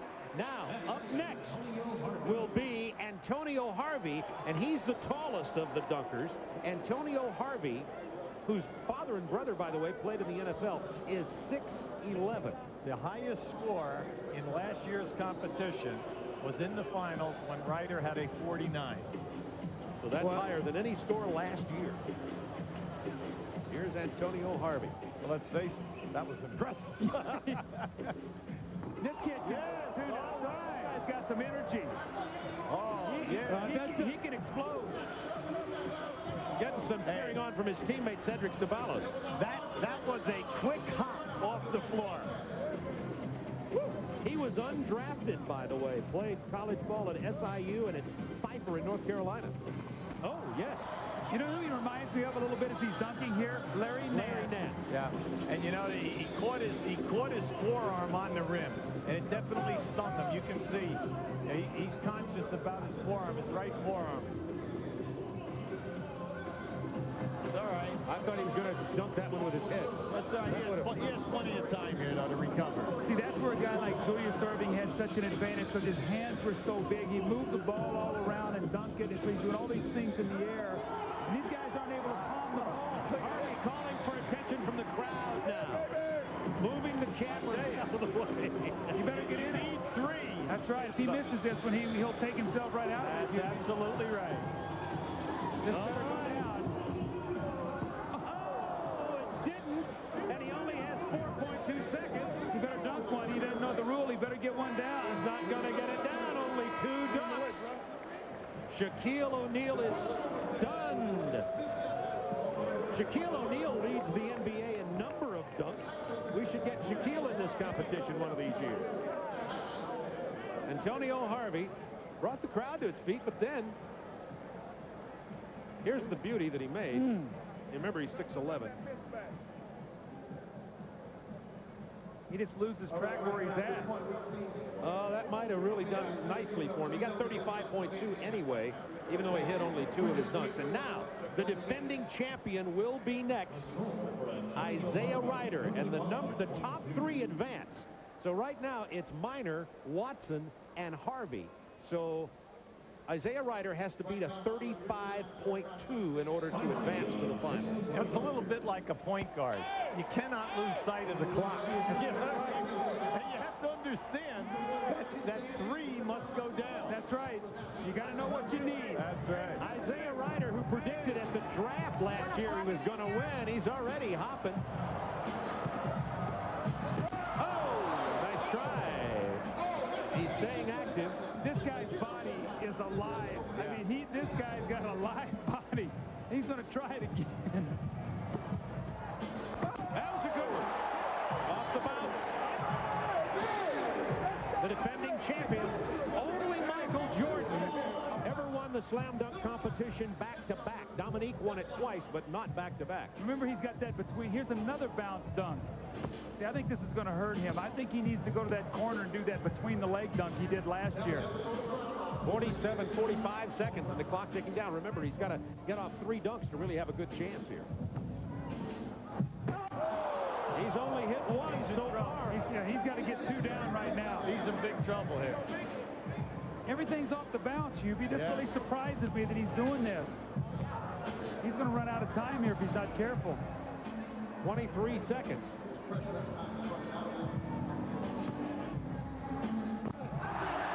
He's got 16 to get one more dunk. How about the between the leg one? That's what we want to see. He's going to probably, here he goes from the corner. Off the back. Now, will Bose get him a better score than Antonio Harvey's 35-2? Harvey only hit 2 dunks. I would have to think Ryder will be advancing with Minor and Jamie Watson. The last dunk was a safe dunk.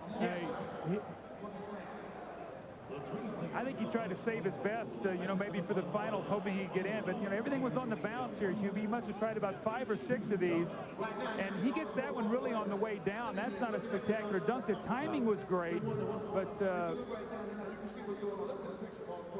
44.6, and that will advance him with Harold Minor. So it's Minor with 49, Isaiah Ryder 44, and Jamie Watson, the youngster, the unknown from Utah, will advance to the championship round of the Slam Dunk when we return to America West Arena in Phoenix, Arizona. Face it, shaving is a pain. It strips away the skin's moisture, leaving it hot, dry, and burning. But now there's proof you can take the heat out of shaving. Introducing Sensitive from Old Spice. It's the one with cooling sensates, an invigorating blast of real refreshment that cools skin scorched by shaving. Prove it to yourself. Try new Sensitive from Old Spice. It's more than a great scent. This is a cooling blast of real refreshment that takes the heat out of shaving.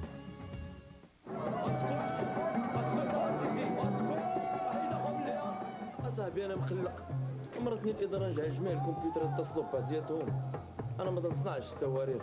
واش وحدتي مع ابيم في الموضوع؟ لا لا. شوف راه يمكن لهم يجعلوا الكمبيوتر ديالك يتصل بالكمبيوتر ديالهم ويتصل باي كمبيوتر. وعندك نمره التليفون ديالهم؟ معلوم غادي تصيفط لك مكالمه الكترونيه. Hi, I'm Joel, and this is my beer commercial. Now, we can't actually drink draft on TV, but we can hold it, and we can add music, color, and some people having a great time.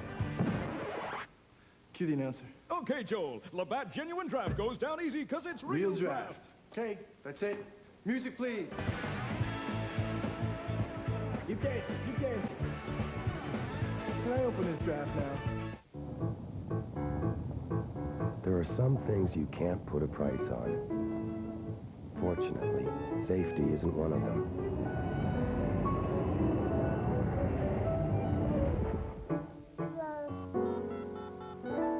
Hi, roadside assistance? Cantel Amigo for $19.95 a month with no setup fees and no long-term commitment. Because if you had to put a price on safety, this is it. Get an Amigo today and receive free evenings for a year.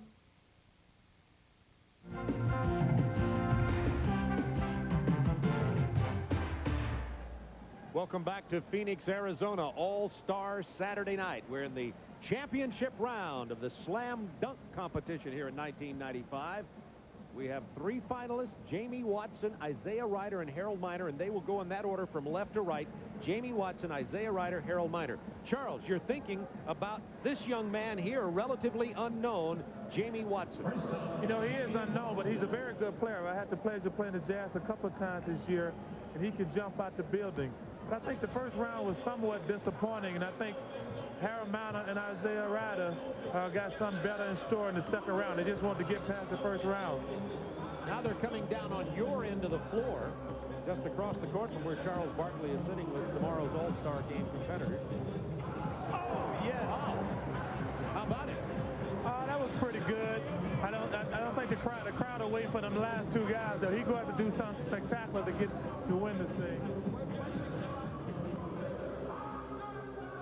Of course, he has to impress these judges, Connie Hawkins and Julius Irving over there. Now, this round, he only has, 60 seconds in this round. Right, and he's only got 15 left. Remember, in this round also, only 2 dunks are the minimum. So he needs to get 1 more, and he has 9 seconds. Not going to get it. I tell you what, when you miss one of the dunks early, it puts a great amount of pressure on you. I mean, 'cause that clock is moving a lot faster than it seems, you know what I mean? Yes, completed only 1 of 3 did Jamie Watson. Now, we're down to the 2 defending champions. Here's the miss. Harold Miner and Isaiah Ryder coming up next.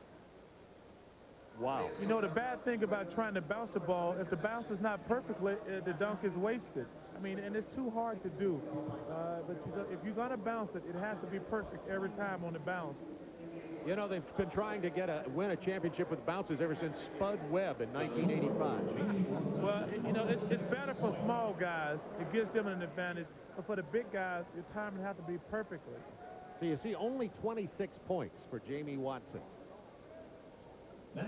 Charles, I think you made a good point, though. I think that Isaiah Ryder was cruising in that first round, hoping to save his best for last, knowing that this crowd is going to want to really get into it. Yeah, and once he does that dunk coming from the corner, that's definitely, I think, going to be the highest-rated dunk of the night. But he's definitely a Showtime player. This environment. Here's that bounce. I don't know why all this bounces. You know, that really surprises me. Here's the corner dunk.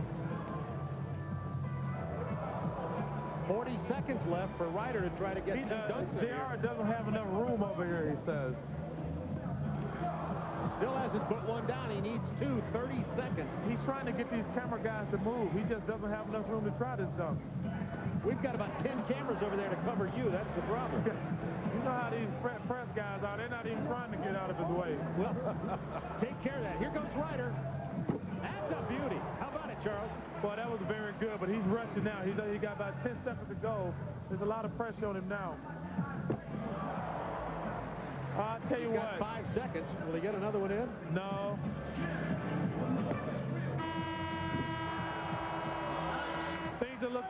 Things are looking very good for Harold Miner. What do you think, Anthony Hardaway? I think so. I think Harold, if he comes in and do a couple good dunks, then he'll have his win. I tell you, this guy, number one, he is so explosive, but he dunks with so much power. I think that excites the judges and the crowd. I mean, when they show the replay, you can see the force when he puts it through the basket, and I'm talking about Harold Miner. Yeah, here's Isaiah Ryder's replay. That'd make a good highlight film on a poster, Charles. I tell you, it would. You know what? This time, the clock is really putting a lot of pressure on the competitors tonight. Yeah, more so than last year. So you see Isaiah Ryder only 34.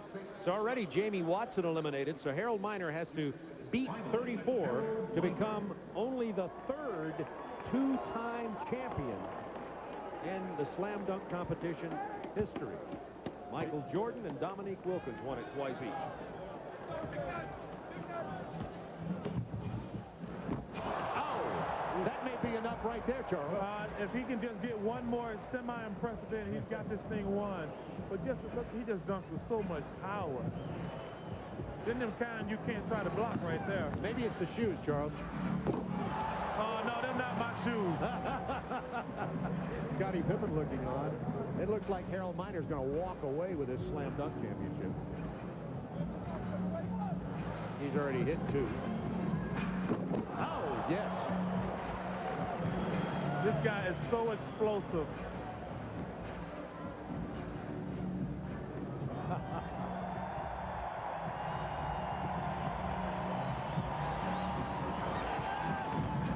Nope. Oh, almost got it. Remember, Miner got a 49-2 in the first round. So it'll be a shock if Harold Miner doesn't walk away with this. We'll get our judges' decision in just a moment. Julius Erving, George Gervin, Connie Hawkins, Lou Hudson, Maurice Lucas, the judges. Let's look at these replays.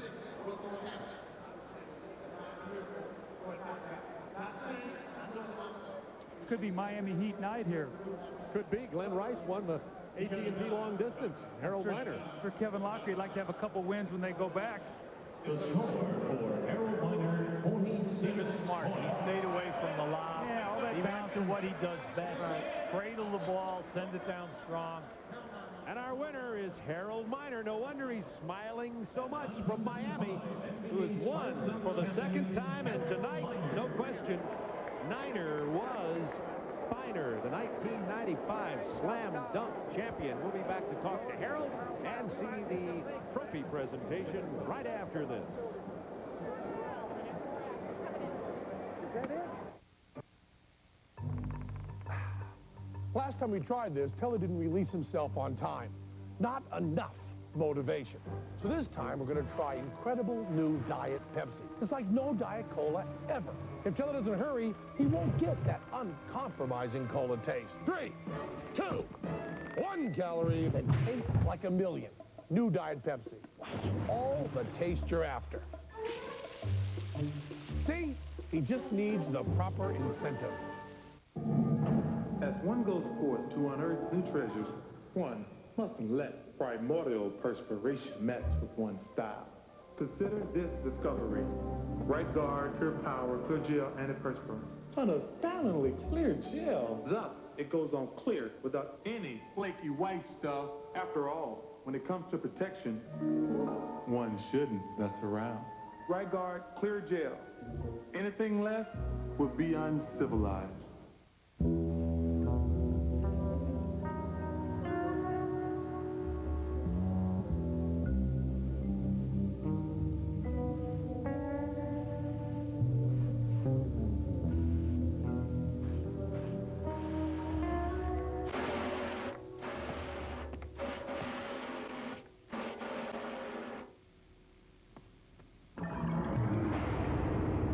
Sunfire, built for drivers.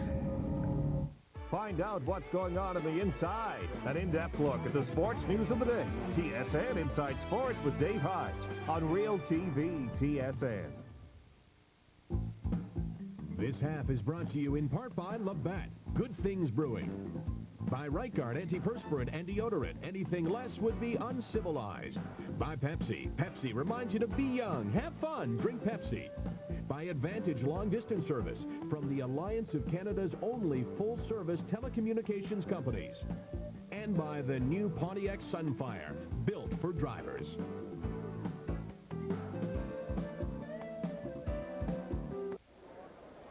Back to America West Arena, where Harold Miner has become the third two-time champion, joining Michael Jordan and Dominique Wilkins to win this contest at least 2 times. And let's go now to look at the trophy presentation from, of all people, Julius Erving, who really set the standard for how to dunk a basketball. And it's been a long way down since the great dunks of Julius Erving, that's for sure. Let's go to Craig Sager. Well, Harold, you had this trophy 2 years ago. Injuries, you couldn't defend your title, but you got it back. Talk about tonight's competition, obviously the music, the different rule changes.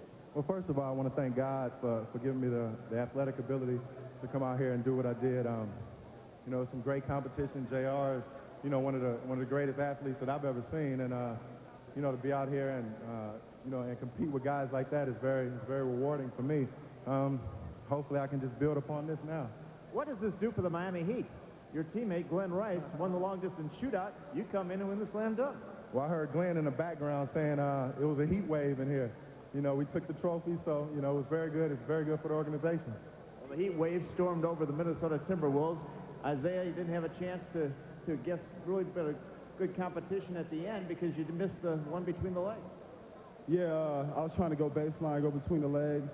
Then I had another dunk baseline that I wanted to do, but there wasn't a lot of room. I only had like 2 or 3 steps to take. But no excuses, hands down. Harold won it, and I give it up to him.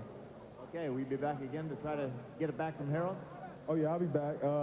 Overall, I think it was a weak contest. I think everyone could have did a little better, but I look forward to next year doing some different things. Congratulations on the career high 41 the other night. Thank you, I appreciate it. Oakland, Bob. Thank you, Craig Sager. Charles Barkley, it's my humble opinion, this was the worst slam dunk competition in the history of 11 years I've been here. How about yourself? What do you think? I think you're right, and I think they've got to do something to restructure the whole system, because it don't seem like the guys are motivated and excited as they should be. It's a great opportunity. It's a fun event, and the crowd never got into it. And when J.R. Ryder did not perform well, it kind of made it very lackadaisical. The whole thing was lackadaisical. Okay, well, Charles, everything was lackadaisical except your performance once again. But it's hard carrying you guys. I hope it doesn't hurt your back. Charles Barkley, thanks for joining us. We'll be watching you and the Suns and Scottie Pippen going down the stretch run here. All right, thank you very much. We'll come back to wrap it up from America West Arena on All-Star Saturday Night 1995 right after this. Canada's curling queens are ready to rock in Calgary. Now the teams are declared, and we've seen one of them be declared, and it just really got the heart pumping, and we're excited. Sandra Peterson looks to three-peat against an all-star field. It's only as much pressure as you want it to be. If you want it to get to you, it's going to get to you. And if you want to just brush it off, you can do that. And I think that's what the team has done. Coverage begins Saturday, February 18th on TSN. Each week, come aboard for a cruise of the waves. Find out what's new in watercrafts. Keep up on safe boating. Endure ports of calm or find that quiet little hideaway.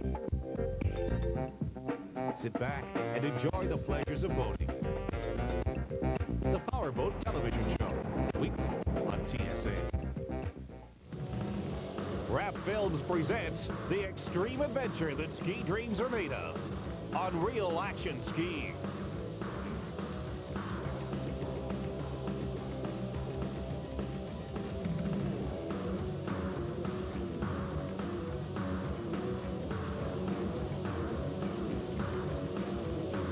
Catch the powder ride of your life.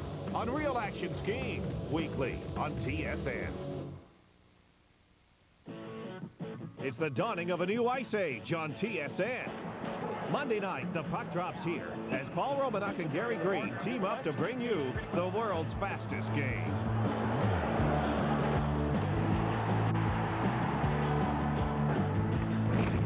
Jeremy Roenick and the Hawks hound their Central Division rivals, the Toronto Maple Leafs. Catch the game live from the Gardens. The puck drops here Monday. Molson NHL tonight, only on TSN.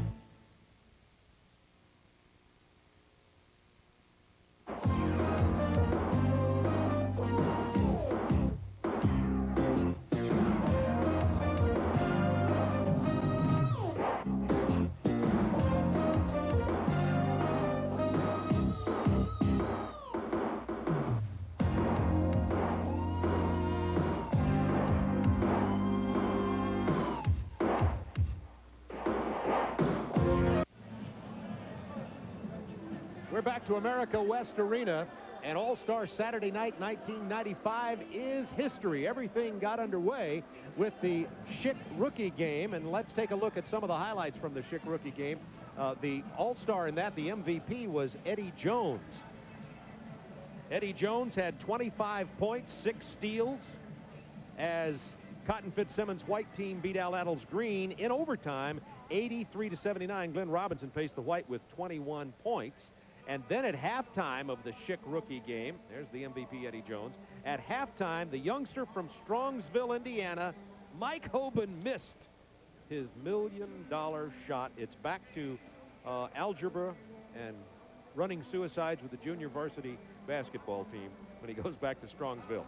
And to make it a real heat of the night, Glenn Rice wins the 1995 long distance championship, defeating Reggie Miller 17-16 in the final. So Glenn Rice joins Craig Hodges, Larry Bird, Dale Ellis, and Mark Price in that group of great shooters. And Harold Miner won his second slam dunk championship with a 49-2 and a 46-0 in his 2 rounds. Miami Heat maybe only 17-29 this season, but they're 2-0 tonight with Glenn Rice on the long distance and Harold Miner winning his second slam dunk championship.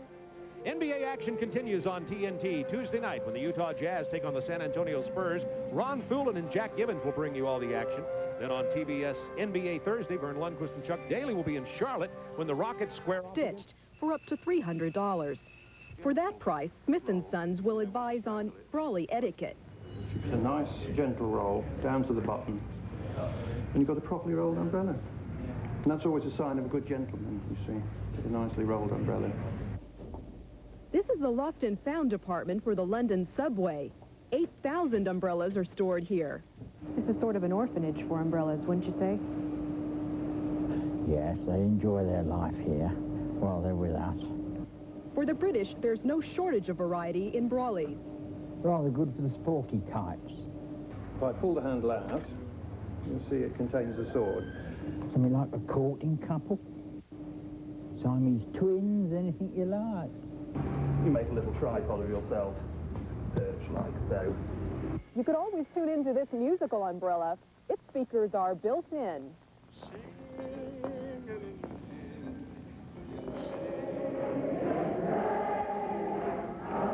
Surviving the weather is a well-rehearsed tradition here. The British grin and bear it. As they say, just carry on. Carla Garapetian, NBC News, London.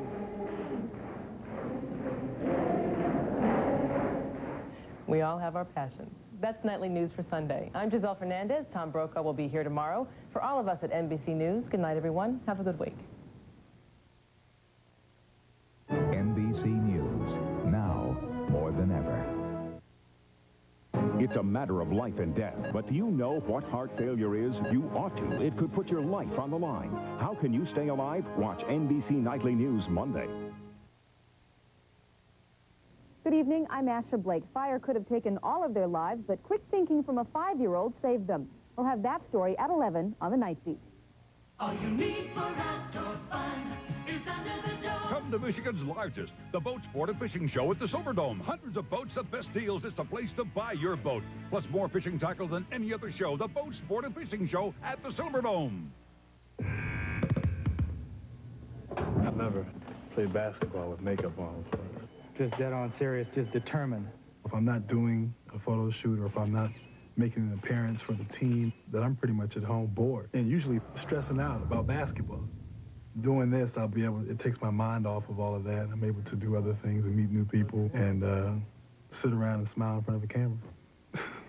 Oh, man, Hollywood.